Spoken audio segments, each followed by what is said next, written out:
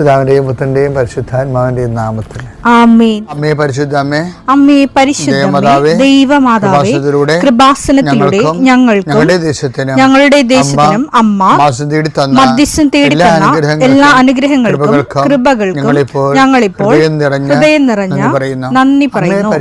അമ്മേ പരിശുദ്ധമേ, ദൈവമാതാവേ, 2004 ഡിസംബർ 7 ഉച്ചകഴിഞ്ഞ് 2:30 കൃപാസനത്തിൽ സംഭവിച്ച അമ്മയുടെ പ്രത്യക്ഷപ്പെടലിനെ കുറിച്ച് തിരുസഭയ്ക്ക് സമർപ്പിച്ചിരിക്കുന്ന പഠനരേഖകളുടെ മേൽ സഭാത്മകമായ പഠനം ആരംഭിക്കുവാൻ ഞങ്ങൾ പ്രാർത്ഥിക്കുന്നു.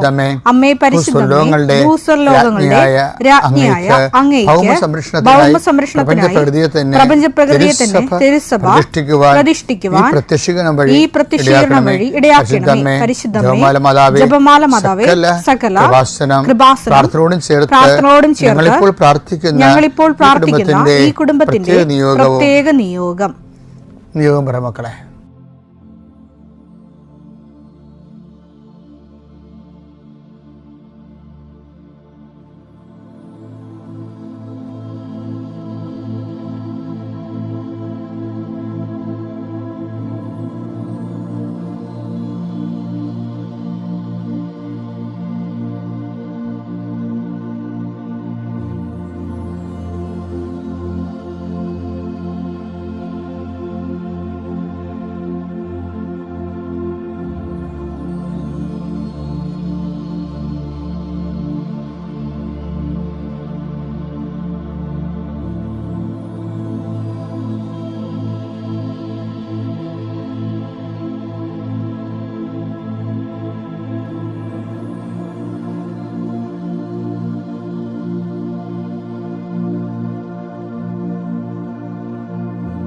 അമ്മയുടെ പ്രത്യക്ഷീകരണത്തിന്റെ ഈ അനുഗ്രഹവേളയിൽ ഞങ്ങൾക്ക് സാധിച്ചു തരുവാൻ കനിയണമേ. ആമേൻ. വിശ്വാസ പ്രമാണം. സർവശക്തനായ പിതാവും ആകാശത്തിന്റെയും ഭൂമിയുടെയും സൃഷ്ടാവുമായ ദൈവത്തിൽ ഞാൻ വിശ്വസിക്കുന്നു. അവിടുത്തെ ഏകപുത്രനും ഞങ്ങളുടെ കർത്താവുമായ ഈശോമിശിഹായിലും ഞാൻ വിശ്വസിക്കുന്നു. ഈ പുത്രൻ പരിശുദ്ധാത്മാവിനാൽ ഗർഭസ്ഥനായി കന്യകാമറിയത്തിൽ നിന്ന് പിറന്ന് പൊന്തിയോസ് പീലാത്തോസിന്റെ കാലത്ത് പീഡകൾ സഹിച്ച് കുരിശിൽ തറയ്ക്കപ്പെട്ട് മരിച്ച് അടക്കപ്പെട്ട് പാതാളങ്ങളിൽ ഇറങ്ങി മരിച്ചവരുടെ ഇടയിൽ നിന്ന് 3-ാം നാൾ ഉയർത്ത് സ്വർഗത്തിലേക്ക് എഴുന്നള്ളി സർവശക്തിയുള്ള പിതാവായ ദൈവത്തിന്റെ വലതുഭാഗത്തിരിക്കുന്നു. അവിടെ നിന്ന് ജീവിക്കുന്നവരെയും മരിച്ചവരെയും വിധിക്കുവാൻ വരുമെന്നും ഞാൻ വിശ്വസിക്കുന്നു. പരിശുദ്ധാത്മാവിലും ഞാൻ വിശ്വസിക്കുന്നു. വിശുദ്ധ കത്തോലിക്കാ സഭയിലും പുണ്യവാന്മാരുടെ ഐക്യത്തിലും പാപങ്ങളുടെ മോചനത്തിലും ശരീരത്തിന്റെ ഉയർപ്പിലും നിത്യമായ ജീവിതത്തിലും ഞാൻ വിശ്വസിക്കുന്നു. ആമേൻ. സുഖസ്ഥനായ ഞങ്ങളുടെ പിതാവേ, അങ്ങയുടെ നാമം പൂജിതമാകണമേ. അങ്ങയുടെ രാജ്യം വരണമേ. അങ്ങയുടെ തിരുമനസ് സ്വർഗത്തിലെ പോലെ ഭൂമിയിലും ആകണമേ. അന്നു വേണ്ടുന്ന ആഹാരം ഇന്ന് ഞങ്ങൾക്ക് തരണമേ. ഞങ്ങളോട് തെറ്റ് ചെയ്യുന്നവരോട് ഞങ്ങൾ ക്ഷമിക്കുന്നത് പോലെ ഞങ്ങളുടെ തെറ്റുകൾ ഞങ്ങളോടും ക്ഷമിക്കണമേ.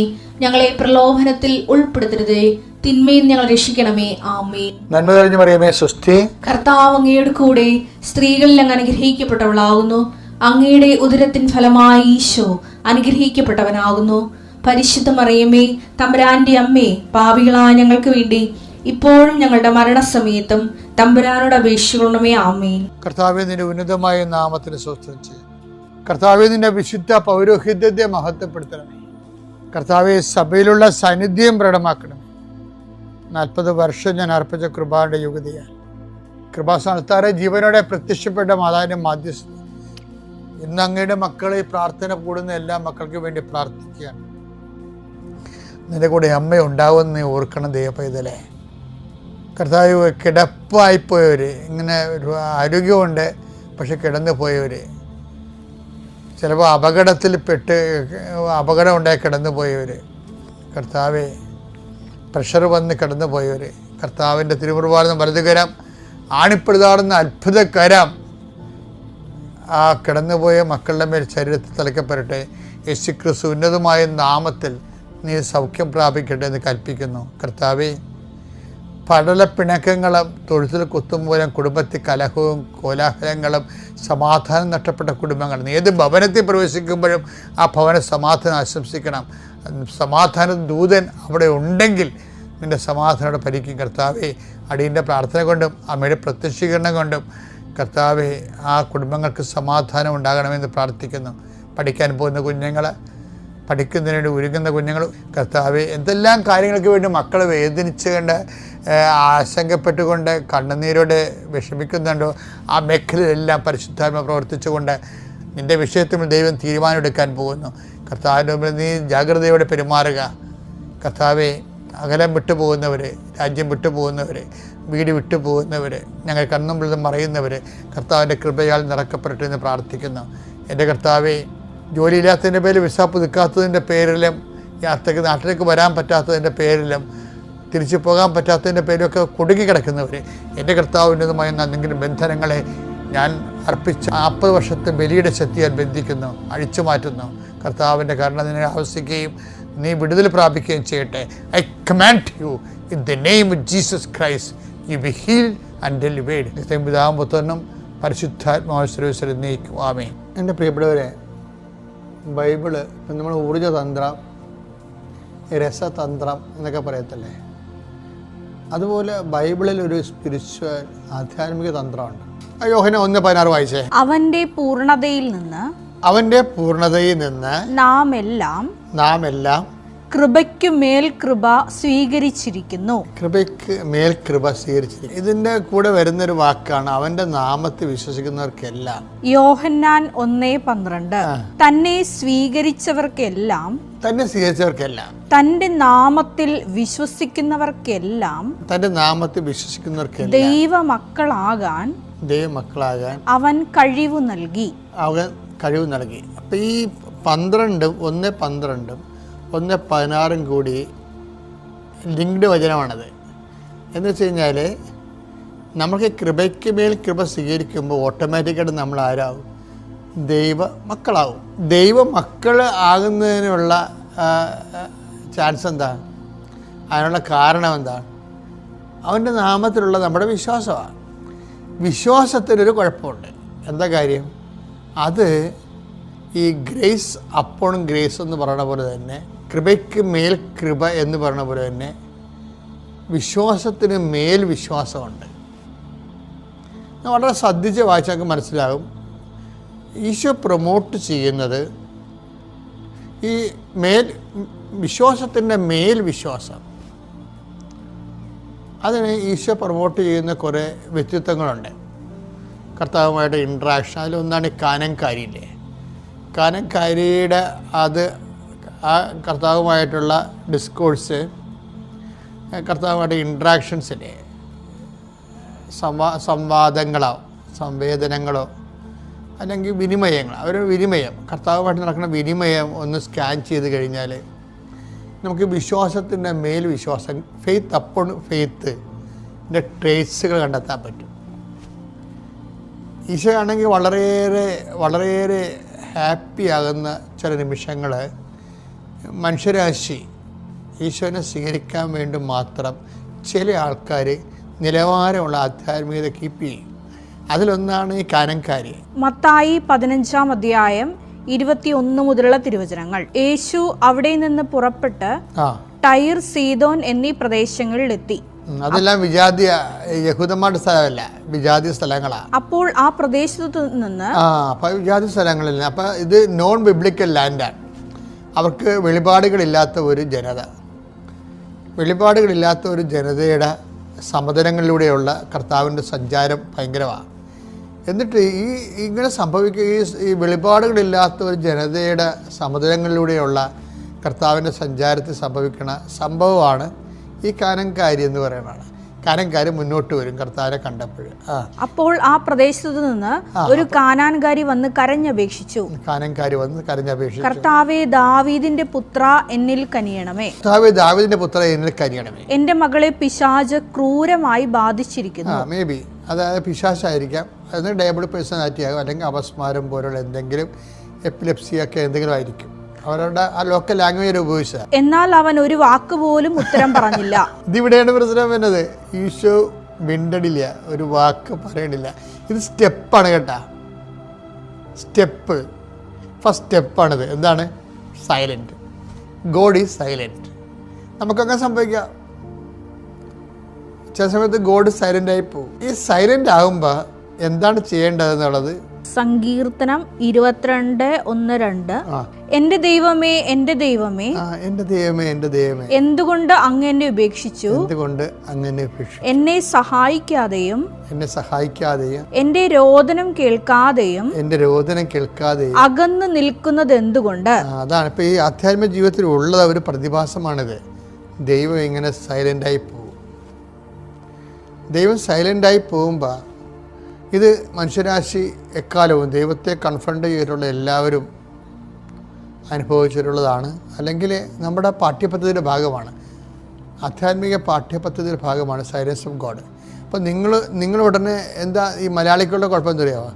മലയാളി എന്ന് പറയുന്നത് അവൻ്റെ വിശ്വാസം എന്ന് പറഞ്ഞാൽ കുറേ അന്ധവിശ്വാസത്തിൻ്റെ ആകത്തുകയാണ്. മലയാളി എന്നാണ് അവൻ കുറേ വിശ്വാസങ്ങൾ, അന്ധവിശ്വാസത്തിൻ്റെ ആകത്തുകയാണ് അവൻ്റെ വിശ്വാസം. ഇപ്പം ദൈവം സൈലൻസ് ആണെങ്കിൽ ഉടനെ പറയും ഈ കുടുംബത്തിന് ആരോ എന്ത് ചെയ്തിട്ടുണ്ട്, അതാണ് നമ്മുടെ പ്രാർത്ഥന ഒന്നും ഏൽക്കാത്തത്. അല്ല, ഇങ്ങനെയാണ് ചിന്തിക്കുന്ന ആൾക്കാർ, ഇങ്ങനെ ചിന്തിക്കുന്നത്. ബൈബിൾ എന്ന് നിൽക്കുന്നത്, ബൈബിൾ ഉദ്ദേശിക്കുന്നത് നമ്മളുടെ കുറച്ചുകൂടി സിൻസിയർ റെസ്പോൺസാണ് ഉദ്ദേശിക്കുന്നത്. സൈലൻസ് ഓഫ് ഗോഡിൽ ദൈവം ഉദ്ദേശിക്കുന്നത് നമ്മളൊരു ആദ്യത്തെ ഫസ്റ്റ് റെസ്പോണ്ടെന്ന് പറയുന്നത് ഈ നമ്മുടെ പണ്ടേ ഞാൻ നിങ്ങളുടെ പറഞ്ഞിട്ടുണ്ടെന്ന് തോന്നല്ലേ, അത് ഞാൻ പറഞ്ഞിട്ടുണ്ട് ഈ വേദിയിൽ. വീണ്ടും മലപ്പുറം പറഞ്ഞതല്ല, ഈ ഉദാഹരണം വന്നപ്പോൾ അപ്പന് എൻ്റെ അപ്പനൊരു പണിയുണ്ടായിരുന്നു. ഈ ആടൊക്കെ പ്രസവിച്ച് കഴിയുമ്പോൾ കുറേ പാല് കറന്ന് ആദ്യത്തെ കറവില്ല, അതിൻ്റെ തലപ്പാലെന്ന് പറയണം. നമ്മൾ ഈ പിഴണ പാലിനും തലപ്പാലെന്ന് പറയും. ആദ്യത്തെ പാല്, കറവയുടെ ആദ്യത്തെ പാല്. അപ്പോൾ അവർ ആർക്കും കുടിക്കാൻ പറ്റത്തില്ല, കുടിപ്പിക്കത്തില്ല. അത് കൊണ്ടുപോയി കുളത്തിലൊഴിച്ച് കളയും. അതൊരു ആചാരമാണ്, നാട്ടാചാരം. ഇപ്പോൾ ഉണ്ടോ നമുക്കറിയത്തില്ല. ഇതുപോലെ ദൈവം നമ്മുടെ ആദ്യത്തെ പ്രാർത്ഥനയ്ക്ക് ചിലപ്പോൾ ദൈവം കൊണ്ട് കുളത്തിലൊഴിച്ച് കളയും. അതെന്താ കാര്യം എന്ന് വെച്ച് കഴിഞ്ഞാൽ അത് സിൻസിയറാണെന്ന് അതിൻ്റെ അകത്ത് കുറേ കാര്യം ഇങ്ങനെ we are not serious about that. അതാണ് വിഷയം. ആദ്യം തന്നെ നീ ഇപ്പം കർത്താവ് ചോദിക്കുന്ന ഒരു ചോദ്യം ഉണ്ടല്ലോ, അതായത് നീ എന്താണ് വചനത്തിൽ എന്ത് എഴുതിയിരിക്കുന്നു, നീ അത് എന്ത് വായിക്കുന്നെന്ന് പറഞ്ഞില്ല. സെക്കൻഡ് റെസ്പോൺസാണ് ഈശോ എടുക്കുന്നത്. ലൂക്ക 10:26 അവൻ ചോദിച്ചു നിയമത്തിൽ എന്ത് എഴുതിയിരിക്കുന്നു, നീ എന്തു വായിക്കുന്നു? അതെ, നിയമത്തിൽ എന്ത് എഴുതിയിരിക്കണം എന്ന് ചോദിച്ചാൽ അത് വാക്യം ക്ലിയർ ആണത്. പക്ഷെ അതല്ലല്ലോ പ്രശ്നം. ഓരോരുത്തന്മാരും ദൈവം ആഗ്രഹിക്കുന്ന പോലെ വായിക്കണ്ടേ, അത് വായിക്കത്തില്ല. അവൻ ആഗ്രഹിക്കുന്ന പോലെ വായിക്കും. അതാണ് ഈ വിഷയം വരുന്നത്. ദൈവം ആഗ്രഹിക്കണ പോലെ അത് വായിക്കണം. ഇതുപോലെ നമ്മൾ പ്രാർത്ഥിക്കുന്ന, അപ്പം ദൈവത്തിന് സ്വീകാര്യമായ രീതിയിൽ പ്രാർത്ഥിക്കണം, അല്ലെങ്കിൽ റിട്ടേൺ അടിക്കും. കലങ്കാരിയെ കാണുമ്പോൾ അപ്പം അത്രയും നേരം സംസാരിച്ചിരുന്ന കർത്താവ് പെട്ടെന്ന് ഷട്ട് ഡൗൺ ആവും.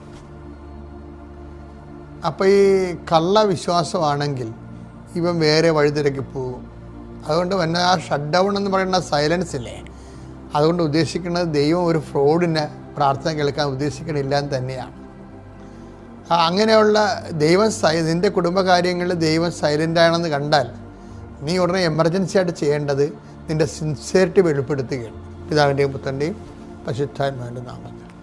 എൻ്റെ പേര് മേരി. ഞാൻ കാട്ടൂർ സെയിൻറ്റ് മർക്കസ് ഇടവകയിൽ നിന്ന് വരുന്നു. എൻ്റെ മോൾക്ക് വേണ്ടിയാണ് ഞാനിവിടെ സാക്ഷ്യം പറയുന്നത്. എൻ്റെ മോള് +2 പഠിച്ചിരുന്ന സമയത്ത് അവളൊരു റോവിംഗ് പ്ലെയറാണ്. അപ്പോൾ +2 പഠിച്ചിരുന്ന സമയത്ത് കൃത്യമായി സ്കൂളിൽ പോകാൻ പറ്റാതിരുന്നതിനാൽ ഒരുപാട് ക്ലാസ്സുകൾ മിസ്സായിട്ടുണ്ട്. പരീക്ഷാ സമയത്ത് അവൾ കോമ്പറ്റീഷനുമായി മഹാരാഷ്ട്രയിലായിരുന്നു. പരീക്ഷയുടെ 2 ദിവസം മുന്നെയാണ് ഇവിടെ എത്തിയത്. ഇവിടെ വന്നു കഴിഞ്ഞപ്പോഴത്തേക്ക് പരീക്ഷയായപ്പോഴത്തേക്ക് ഞാൻ പറഞ്ഞു എന്തായാലും മാതാവിൻ്റെ അടുത്ത് വന്ന് മാതാവിൻ്റെ അനുഗ്രഹം വാങ്ങിച്ചിട്ട് പോകാം. അപ്പം ഞാനിവിടെ പറ്റയായത് കാരണം നേരത്തെ വന്ന് ക്യൂവിൽ നിന്ന് കൊച്ചു ആലപ്പുഴ ഹോസ്റ്റലിലാണ്. അപ്പോൾ ഹോസ്റ്റലിൽ നിന്ന് നിയമം വീട്ടിൽ വിടുകയില്ല. അപ്പോൾ എനിക്ക് വീട്ടിൽ പോകണം, ഒന്ന് മാതാവിൻ്റെ അനുഗ്രഹം മേടിക്കണമെന്ന് മാഡത്തിനോട് പറഞ്ഞത് കാരണം മാഡം 2 മണി വരെ സമയം പറഞ്ഞ് 2 മണിക്ക് തിരിച്ച് ചെല്ലണമെന്ന് പറഞ്ഞ്. അപ്പം ഞാൻ വേഗത്തിലാകാമെന്ന് കരുതി ഇവിടെ വന്ന് ക്യൂ നിന്ന് ഫസ്റ്റ് വന്നപ്പോഴത്തേക്ക് അവിടുത്തെ പ്രദേശം പറഞ്ഞ് ഹോൾ ടിക്കറ്റ് കാണിക്കാതെ ഇത് ടോക്കൺ തരാൻ പറ്റത്തില്ല, മോള് തന്നെ വരണമെന്ന്. വീണ്ടും ഞാൻ പോയി ബാക്കിൽ നിന്ന് നിര നിന്ന് ഫ്രണ്ടിൽ വന്ന്, അപ്പോഴും കൊച്ചു വന്നിട്ടില്ല. 3-ാം പ്രാവശ്യവും ഞാൻ ഇതുപോലെ ബാക്കിൽ നിന്ന് ക്യൂ നിന്ന് ഫ്രണ്ടിൽ വന്ന സമയത്ത് ഇവള് 11:30 ആയപ്പോഴത്തേക്ക് ഇവിടെ എത്തി. പക്ഷേ അപ്പം അധികം പിള്ളേരുണ്ടായിരുന്ന കാരണം അത്രയും പിള്ളേർക്ക് ടോക്കൺ കൊടുത്തു കഴിഞ്ഞപ്പോഴത്തേക്ക് പറഞ്ഞ് ഇനി അടുത്ത ബാച്ചിൽ നിങ്ങൾക്ക് ടോക്കൺ തരാൻ വെയിറ്റ് ചെയ്യാൻ പറഞ്ഞു. അപ്പോൾ സമയം അങ്ങ് കടന്നു പോകുന്നു, 12 മണിയൊക്കെ ആകുന്നു. അപ്പം ഞാൻ അത് കഴിഞ്ഞപ്പോഴത്തേക്ക് കുറേ പിള്ളേരായപ്പോഴത്തേക്ക് ബ്രദർമാർ ടോക്കൺ കൊടുക്കാൻ തുടങ്ങി. അപ്പം ഞങ്ങൾക്ക് അപ്പോൾ ഒരു 100 സംതിങ് ടോക്കൺ നമ്പർ കിട്ടി. അപ്പം ഞങ്ങൾ ഇവിടെ അൾത്താരെ വന്നപ്പോൾ അച്ഛൻ ഇങ്ങനെ എല്ലാ പിള്ളേരെയും നിർത്തി ഇങ്ങനെ ബ്ലെസ് ചെയ്ത് വിടുന്നു. ഞങ്ങൾ കയറാനായിട്ട് അങ്ങ് ആയപ്പോഴത്തേക്ക് അച്ഛൻ പറഞ്ഞ് ഇനി ഒരു കാര്യം ചെയ്യും, 1:30 ആയി.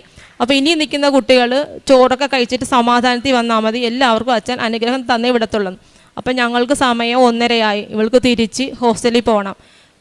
എനിക്കും ആകെപ്പാടെ സങ്കടമായി, കാരണം അച്ഛൻ്റെ ബ്ലെസ്സിങ് കിട്ടിയില്ലല്ല. എന്നാലും ഞാൻ പറഞ്ഞു ഏതായാലും മാഡത്തിന് വഴക്ക് കേൾക്കണ്ട, തിരിച്ചു പോകാമെന്ന് പറഞ്ഞു. അവിടെ മാതാവിനോട് പ്രാർത്ഥിച്ചിട്ട് തിരിച്ചുപോയി. അക്കാദമിയിലോട്ട് തിരിച്ചു പോയ ശേഷം പരീക്ഷയായപ്പോൾ ഞാൻ പറഞ്ഞു പേടിക്കണ്ട, മാതാവിനോട് പ്രാർത്ഥിച്ചാൽ മതി, മാതാവിൻ്റെ തൈലവും ഉപ്പും എല്ലാം കൊച്ചു കൊണ്ടുപോകണമെന്ന്. കൊച്ചിൻ്റെ കയ്യിൽ ഓൾറെഡി അത് ഉണ്ട് താനും.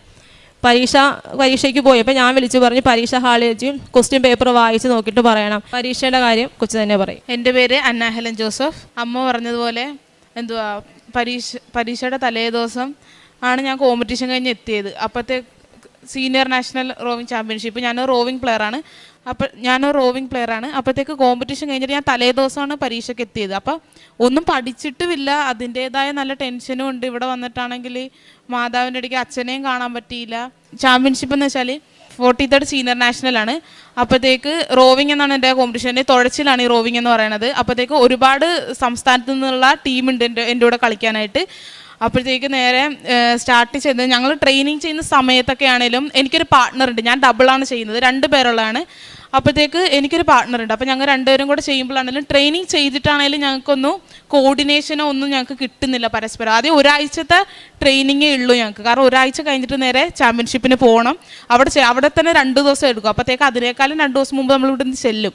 അപ്പോൾ ഒരാഴ്ചത്തെ ട്രെയിനിങ്ങേ ഇവിടെ ഉള്ളൂ.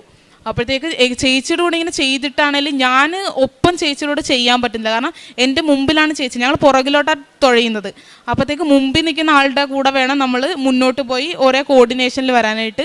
അപ്പോഴത്തേക്ക് എത്ര ചെയ്തിട്ടാണേലും കോർഡിനേഷൻ കിട്ടുന്നില്ല. അപ്പം എനിക്ക് ഭയങ്കര ഒരു ചേച്ചി ഇങ്ങനെ പറയുന്നുണ്ട്, എന്താ കോർഡിനേഷൻ കിട്ടാത്ത, ഇങ്ങനെ പോയാൽ നമുക്ക് എങ്ങനെ മെഡൽ കിട്ടും, നീ എൻ്റെ ഒപ്പം ഇടുന്നില്ലല്ലോ. ഞാൻ പറഞ്ഞു ചേച്ചി അത് കുഴപ്പമില്ല, എങ്ങനെ വന്നാൽ ആ സമയത്ത് നമുക്ക് ശരിയായിക്കോളൂ എന്ന് പറഞ്ഞു.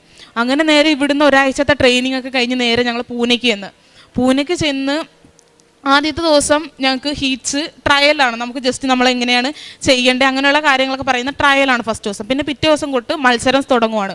അങ്ങനെ 2ാമത്തെ ദിവസം ചെന്നു, മത്സരം തുടങ്ങി. അപ്പോൾ നമുക്ക് ടീമൊക്കെ അറിഞ്ഞു. നമ്മളങ്ങനെ നേരെ സ്റ്റാർട്ടിംഗ് പോയിന്റിൽ ചെന്നപ്പോഴാണ് എന്നുമില്ലാത്ത ഓളവും കാറ്റും. അപ്പോൾ പിന്നെ ടെൻഷനായി, കാരണം കാറ്റുണ്ട്, ഓളമുണ്ട്. ഞങ്ങൾക്ക് 2 കിലോമീറ്ററാണ് റേസ് ചെയ്യേണ്ടത്. അപ്പോഴത്തേക്കെന്ന് വെച്ചാൽ കാറ്റ് ഓളമുണ്ട്. അതിന് മുമ്പത്തേക്കാണെങ്കിൽ ഞാൻ മാതാവിൻ്റെ നേർച്ച വസ്തുക്കൾ എപ്പോഴും മത്സരത്തിനായാലും പരീക്ഷക്കായാലും ട്രെയിനിങ്ങിന് പോയാലും ഞാൻ എപ്പോഴും മാതാവിൻ്റെ നേർച്ച വസ്തുക്കൾ ഉപയോഗിക്കും. മാതാവിൻ്റെ ഉപ്പും എണ്ണയും ഞാൻ കഴിച്ചു. പിന്നെ എൻ്റെ കൂടെയുള്ള എൻ്റെ പാർട്ട്ണറിനും മാതാവിൻ്റെ ഉപ്പും തൈലവും പൂശുകയും ഞങ്ങളുടെ ബോട്ടിലും അത് കണക്ക് തന്നെ ഉപ്പും തൈലവും എല്ലാം ഇട്ട് ഞങ്ങൾ നേരെ സ്റ്റാർട്ടിംഗ് പോയിന്റ് ചെന്നതും നേരെ അപ്പോൾ നല്ല ഭയങ്കര കാറ്റെന്ന് വെച്ചാൽ ഞങ്ങളുടെ വള്ളമെന്ന് വെച്ചാൽ ഭയങ്കര ലൈറ്റ് വെയിറ്റ് വള്ളം കൊണ്ട് പെട്ടെന്ന് കാറ്റ് പിടിക്കും. അപ്പോൾ എനിക്ക് ഭയങ്കര ടെൻഷൻ, ദൈവമേ കാറ്റ് പിടിക്കരുത്, കാരണം കാറ്റ് പിടിച്ച് ഞങ്ങൾ തിരിച്ച് ഓപ്പോസിറ്റ് സൈഡിലോട്ടേ വലിക്കത്തുള്ളൂ. അങ്ങനെ നേരെ എന്ത് ചെയ്തു, സ്റ്റാർട്ടിംഗ് പോയിന്റ് ചെന്ന്. അപ്പോൾ എൻ്റെ ഒരു വിശ്വാസമുണ്ട്, മാതാവിൻ്റെ തൈലവും ഉപ്പും ഞാൻ എടുത്തിട്ടുണ്ടെന്നുള്ളൊരു വിശ്വാസം, എനിക്ക് നല്ല കോൺഫിഡൻസ് ഉണ്ട്, മാതാവ് ഉണ്ട് എൻ്റെ കൂടെ. അങ്ങനെ ഞങ്ങൾ നേരെ സ്റ്റാർട്ട് അടിച്ചതും എന്തറിയില്ല, ഫസ്റ്റത്തെ അടിയിൽ തന്നെ അടിച്ച് കയറ്റി വെച്ചു. പിന്നെ നേരെ 2 കിലോമീറ്റർ നല്ല ലീഡിട്ട് തന്നെ ഞങ്ങൾക്ക് അടിച്ച് ഗോൾഡ് മെഡൽ തന്നെ അമ്മമാതാവ് തന്ന് എനിക്ക് അനുഗ്രഹിച്ചു. ഇതാണ് എനിക്ക് കിട്ടിയ അമ്മമാതാവ് അനുഗ്രഹിച്ചു തന്ന എൻ്റെ ഗോൾഡ് മെഡലാണിത്. അതുപോലെ തന്നെ വേറൊരു കോമ്പറ്റീഷൻ ഉണ്ടായിരുന്നു. ഇത് കണക്ക് തന്നെ മഹാരാഷ്ട്രയിൽ വെച്ച് നടന്നിരുന്ന മത്സരമായിരുന്നത്.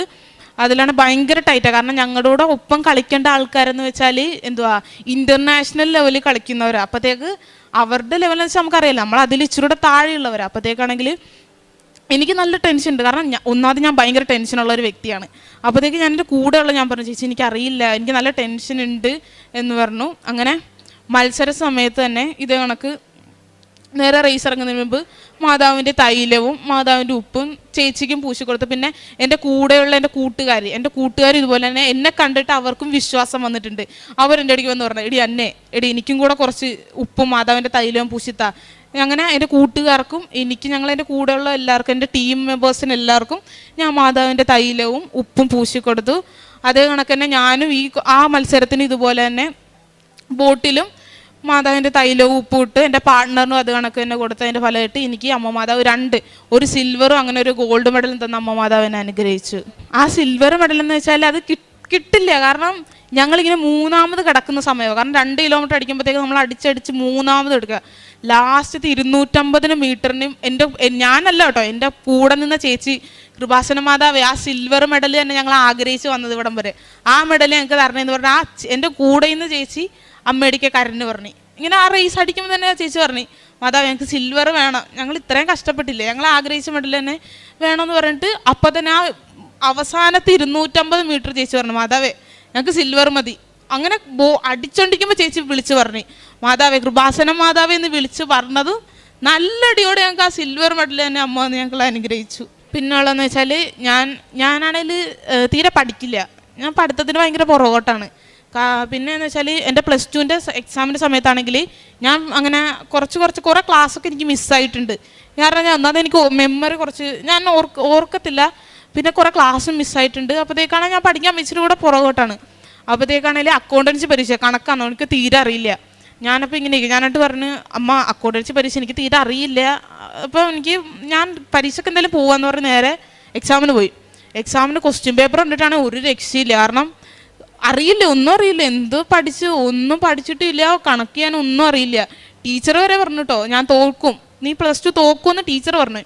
അപ്പം അമ്മ പറഞ്ഞു നീ പേടിക്കണ്ട, മാതാവിൻ്റെ ഉപ്പും തൈലും നീ പൂശിക്കൊണ്ട് പോയല്ലേ, നീ എന്തിനു പേടിക്കണം, മാതാവ് പരീക്ഷ എഴുതിക്കോളൂ എന്ന് പറഞ്ഞു. അങ്ങനെ നേരെ ഞാൻ ചെന്ന് എക്സാം എഴുതി തീർന്ന്.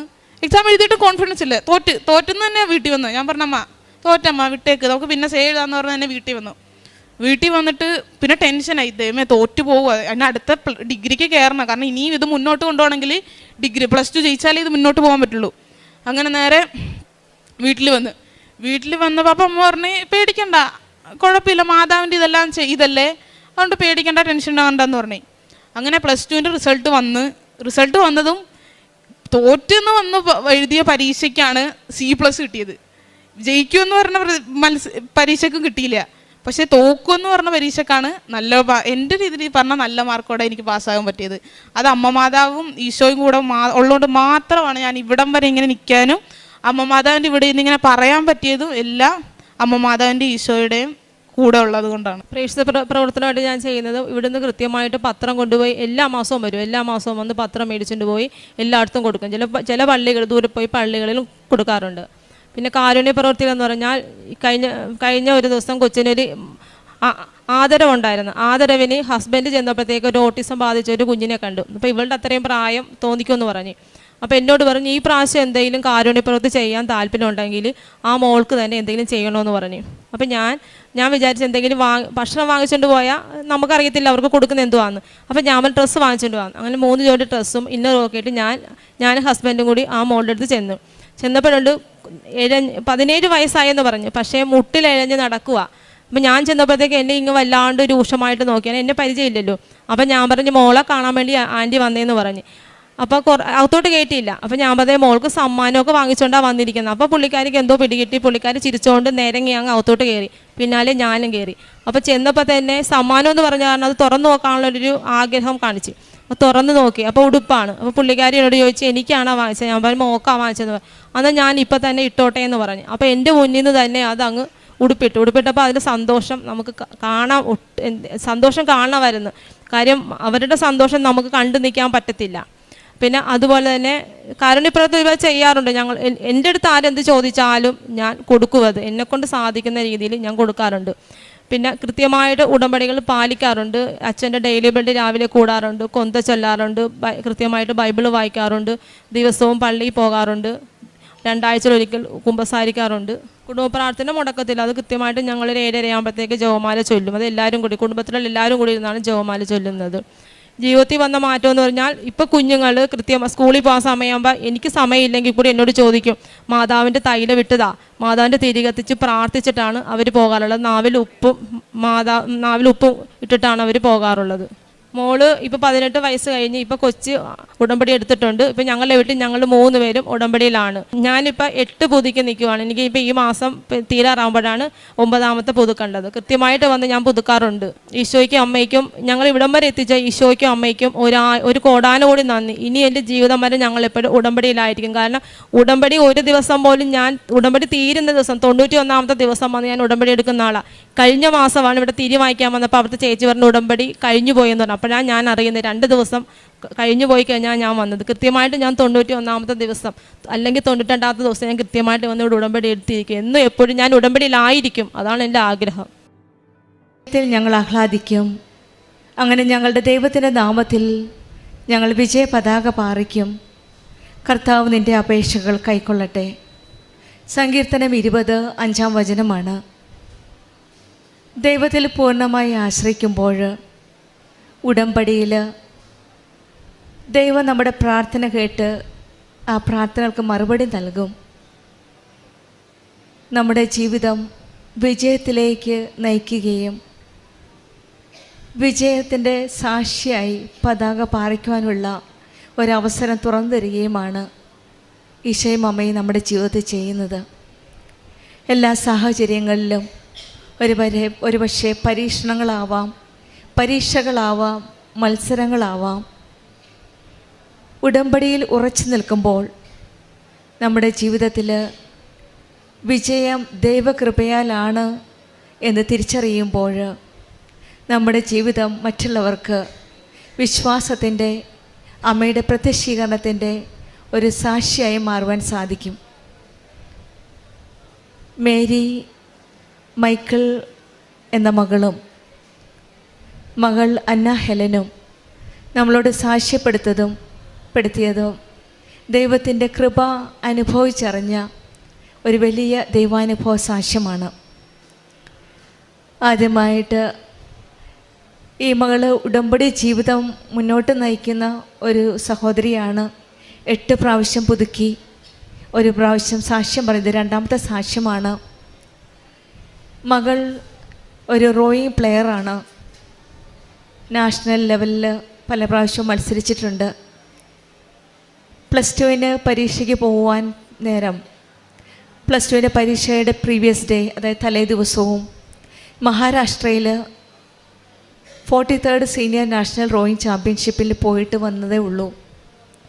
ആ ചാമ്പ്യൻഷിപ്പിന് പ്രോഗ്രാമിന് കോമ്പറ്റീഷന് പോയപ്പോഴും ഈ മകൾ പറയുകയുണ്ടായി, എൻ്റെ കൂടെ ഉണ്ടായിരുന്ന പാർട്ട്ണറുമായിട്ട് പ്രാക്ടീസ് ചെയ്തപ്പോൾ നല്ല കോർഡിനേഷൻ കിട്ടുന്നില്ല. പക്ഷെങ്കിൽ ഉറച്ച വിശ്വാസത്തോടെ ഉടമ്പടി തൈലം തേച്ച് കുരിശ് വരച്ച് വിശ്വാസ പ്രമാണം ചൊല്ലി ബോട്ടിൽ ഉപ്പിട്ട് പ്രാർത്ഥിച്ചു. അതിൻ്റെ ഫലമായിട്ട് കാറ്റും കോളും ഉണ്ടായപ്പോൾ പോലും ആ റേസിൽ ഫോർവേഡ് ചെയ്യാനായിട്ട് സാധിച്ചു എന്നാണ്. അങ്ങനെയാണ് ആഗ്രഹിച്ച പ്രകാരം സിൽവർ മെഡൽ ലഭിക്കുകയും മഹാരാഷ്ട്രയിൽ നിന്ന് എക്സാമിൻ്റെ തലേ ദിവസം തിരിച്ചെത്തുകയും ചെയ്തു. പിന്നീട് പരീക്ഷയുടെ ദിവസങ്ങളാണ്. നല്ല പ്രിപ്പറേഷനില്ല, ഒത്തിരി ദിവസം ആബ്സെൻ്റ് ഉണ്ട്. പക്ഷെ അവിടെയെല്ലാം ഈ മകൾക്ക് നല്ല ഉറച്ച വിശ്വാസത്തോടെ അമ്മ മാതാവ് എൻ്റെ കൂടെയുണ്ട് എന്നാണ് പ്രാർത്ഥിക്കുന്നത്. ഈ 43rd സീനിയർ നാഷണൽ റോയിങ് ചാമ്പ്യൻഷിപ്പിന് പോയപ്പോഴും ഏതോ ഒരു നിമിഷത്തിൽ കൈവിട്ട് പോയി എന്ന് തോന്നിയപ്പോഴും കൂടെ ഉണ്ടായിരുന്ന ആ പാർട്ട്ണർ പ്രാർത്ഥിച്ചത്, കൃപാസന മാതാവെ രക്ഷിക്കണമേ, സിൽവർ മെഡൽ തരണമേ എന്ന് പ്രാർത്ഥിക്കുകയാണ് ഉണ്ടായത്. അങ്ങനെ പ്രാർത്ഥിച്ച ഫലമായിട്ട് അവർക്ക് സിൽവർ മെഡൽ കിട്ടുകയും ആ ഓൾറെഡി എക്സ്പീരിയൻസ് ഈ മകൾക്കുണ്ട്. അതിൻ്റെ അനുഭവത്തിലാണ് വീണ്ടും പരീക്ഷയുടെ സമയത്ത് ഉടമ്പടി തൈലം തേച്ച് കുരിശ് വരച്ച് വിശ്വാസ പ്രമാണം ചൊല്ലി വെഞ്ചരിച്ച ഉപ്പുമായിട്ടാണ് ഈ മകൾ പരീക്ഷയ്ക്ക് പോകുന്നത്. അവിടെയും ഈ മകൾക്ക് റിസൾട്ട് പാസ്സാകാനായിട്ട് സാധിച്ചു. ഇവിടെ not by merit but by grace. Merit നോക്കിയെങ്കിൽ പഠിക്കുവാനുള്ള സമയം കുറവായിരുന്നു. മെറിറ്റില്ല, പക്ഷെങ്കിൽ ദൈവത്തിൻ്റെ കൃപയാൽ അത് പാസ്സാകാൻ സാധിച്ചു. പിന്നീടുണ്ടായിരുന്ന കോമ്പറ്റീഷന് ജൂൺ 24 റോവിങ് അണ്ടർ 23, അതായത് ഏഷ്യൻ ഗെയിംസിനുള്ള സെലക്ഷനായിരുന്നു. അവിടെയും ഈശോയും അമ്മയും വളരെ നല്ല രീതിയിൽ ഈ മകളുടെ കൂടെ ഉണ്ടായിരുന്നു. കാരണം എവിടെ പോയാലും കാശ് രൂപം കയ്യിൽ മുറുകെ പിടിച്ച് ഉടമ്പടി തൈലം തേച്ച് അത് പല പ്രാവശ്യം വീണ്ടും വീണ്ടും മകൾ ആവർത്തിച്ച് പറഞ്ഞത് ഉടമ്പടി തൈലവും ഉടമ്പടി വെഞ്ചരിച്ച ഉപ്പിൻ്റെ കാര്യമാണ്. വീണ്ടും വീണ്ടും എല്ലാ മത്സരത്തിന് പോകുമ്പോഴും എന്ത് പരീക്ഷയ്ക്ക് പോകുമ്പോഴും ഈ മകളുടെ കയ്യിൽ കരുതി വെച്ചത് ഉപ്പും വെഞ്ചരിച്ച കാശുരൂപവും വെഞ്ചരിച്ച ഉപ്പും തൈലവുമാണ്, അതായത് ഉടമ്പടി തൈലം. ആ ടൈം വളരെ ഷോർട്ടായിരുന്നു, കാരണം പ്രാക്ടീസിന് എടുത്ത സമയം ഒരാഴ്ചയാണ്. 2-3 ആഴ്ചയെങ്കിലും വേണം പ്രാക്ടീസിന്. പക്ഷേങ്കിൽ അവിടെയെല്ലാം ഈശോയുടെ അമ്മയുടെയും കൃപ കൊണ്ട് കോർഡിനേഷൻ കിട്ടുന്നില്ലായിരുന്നില്ല. പിന്നീട് അവിടെ കോമ്പറ്റീഷന് പോയപ്പോൾ സ്ട്രെയിറ്റ് ആയിട്ട് സ്റ്റാർട്ടിങ് സമയത്ത് ഇറ്റ്സെൽഫ് അവിടെ ഒരു ദൈവത്തിൻ്റെ ഒരു സാന്നിധ്യം മനസ്സിലാക്കാൻ സാധിച്ചു. പിന്നീട് അവിടെയും ഈശോയുടെ അമ്മയുടെ അനുഗ്രഹത്തോടെയാണ് റോയിങ് അണ്ടർ 23 ഏഷ്യൻ ഗെയിംസിൽ സെലക്ഷനായി ഗോൾഡ് മെഡൽ കിട്ടി. ഈ മകള് പരിശുദ്ധ അമ്മയ്ക്ക് നന്ദി പറഞ്ഞുകൊണ്ടാണ് ഗോൾഡ് മെഡലും സിൽവർ മെഡലുമായിട്ടും +2 പരീക്ഷയുടെ പാസ്സായ റിസൾട്ടും ആയിട്ട് പരിശുദ്ധ അമ്മയുടെ പ്രത്യക്ഷീകരണത്തിൻ്റെ സാക്ഷിയായിട്ട് അമ്മയ്ക്ക് നന്ദി പറയുകയാണ്. ഇതെല്ലാം എൻ്റെ മെറിറ്റ് കൊണ്ടല്ല, ദൈവത്തിൻ്റെ കൃപ കൊണ്ടാണ്. ഈ മകൾ ഉടമ്പടിയിലാണ്. ഉടമ്പടിയിൽ വെഞ്ചരിച്ച നേർച്ച വസ്തുക്കളും വിശ്വാസത്തോടെ ഉപയോഗിച്ചതിൻ്റെ ഫലമായിട്ട് ഈ മകൾ ഇന്ന് നല്ല റിസൾട്ടോടു കൂടിയാണ് ഈശോയ്ക്കും അമ്മയ്ക്കും നന്ദി പറയുന്നത്. ലൂക്കായുടെ സുവിശേഷം 18:27 പറയുന്നത് മനുഷ്യർക്ക് അസാധ്യമായത് ദൈവത്തിന് സാധ്യമാണെന്നാണ്. നമ്മൾക്ക് ഓരോ പരിമിതികളുണ്ട്, പക്ഷെങ്കിൽ ദൈവത്തോട് ചേർന്ന് നിൽക്കുമ്പോൾ ഉടമ്പടി മക്കളുടെ ജീവിതത്തിൽ ആ ദൈവത്തിൻ്റെ അനുഗ്രഹമാണ്, കൃപയാണ് നമുക്ക് കാണുവാൻ സാധിക്കുന്നത്. പുറപ്പാടിൻ്റെ പുസ്തകം 14:14 പറയുന്ന ഉടമ്പടി മക്കളുടെ ജീവിതത്തിൽ നിങ്ങൾ ശാന്തരായിരുന്നാൽ മതി, കർത്താവ് നിനക്ക് വേണ്ടി യുദ്ധം ചെയ്തുകൊള്ളെന്നാണ്. എന്ത് തന്നെ യുദ്ധമായാലും മത്സരമായാലും കോമ്പറ്റീഷനായാലും ഇൻ്റർവ്യൂ ആയാലും ദൈവം നമ്മുടെ പക്ഷത്തുണ്ട്. നമുക്ക് വേണ്ടി നമ്മുടെ കാര്യങ്ങൾ ഏറ്റെടുക്കുവാനായിട്ട് ആ ദൈവ സാന്നിധ്യത്തിലാണ് നമ്മുടെ ഉറപ്പുള്ളത്. ഉടമ്പടിയിൽ ഉറച്ചു നിൽക്കുമ്പോൾ നമ്മുടെ ജീവിതത്തിൽ ദൈവകൃപ കൂടെ ഉണ്ട്. ആ വിശ്വാസത്തിൽ ഉടമ്പടി ജീവിതം മുന്നോട്ട് നയിക്കുവാനുള്ള അനുഗ്രഹത്തിനായി നമുക്ക് പ്രാർത്ഥിക്കാം. അതുപോലെ തന്നെയാണ് കാരുണ്യ പ്രവർത്തികളും ആത്മീയ ജീവിതവുമെല്ലാം ഈ കുടുംബം ഹസ്ബൻഡും വൈഫും മക്കളും എല്ലാം ചേർന്ന് നല്ല രീതിയിൽ ഉടമ്പടിയിൽ തുടർന്നുകൊണ്ട് പോകുന്ന ഒരു കുടുംബമാണ്. ഈശോയുടെ അമ്മയോടും ചേർന്ന് നിൽക്കുന്ന ഒരു കുടുംബം.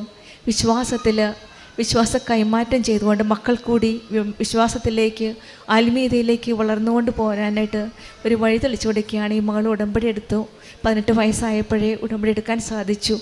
ഇതെല്ലാം അച്ഛൻ്റെയും അമ്മയുടെയും വിശ്വാസ ജീവിതത്തിൽ നിന്ന് മക്കൾക്ക് പകർന്നു കൊടുത്ത ആ വിശ്വാസ കൈമാറ്റമാണ്.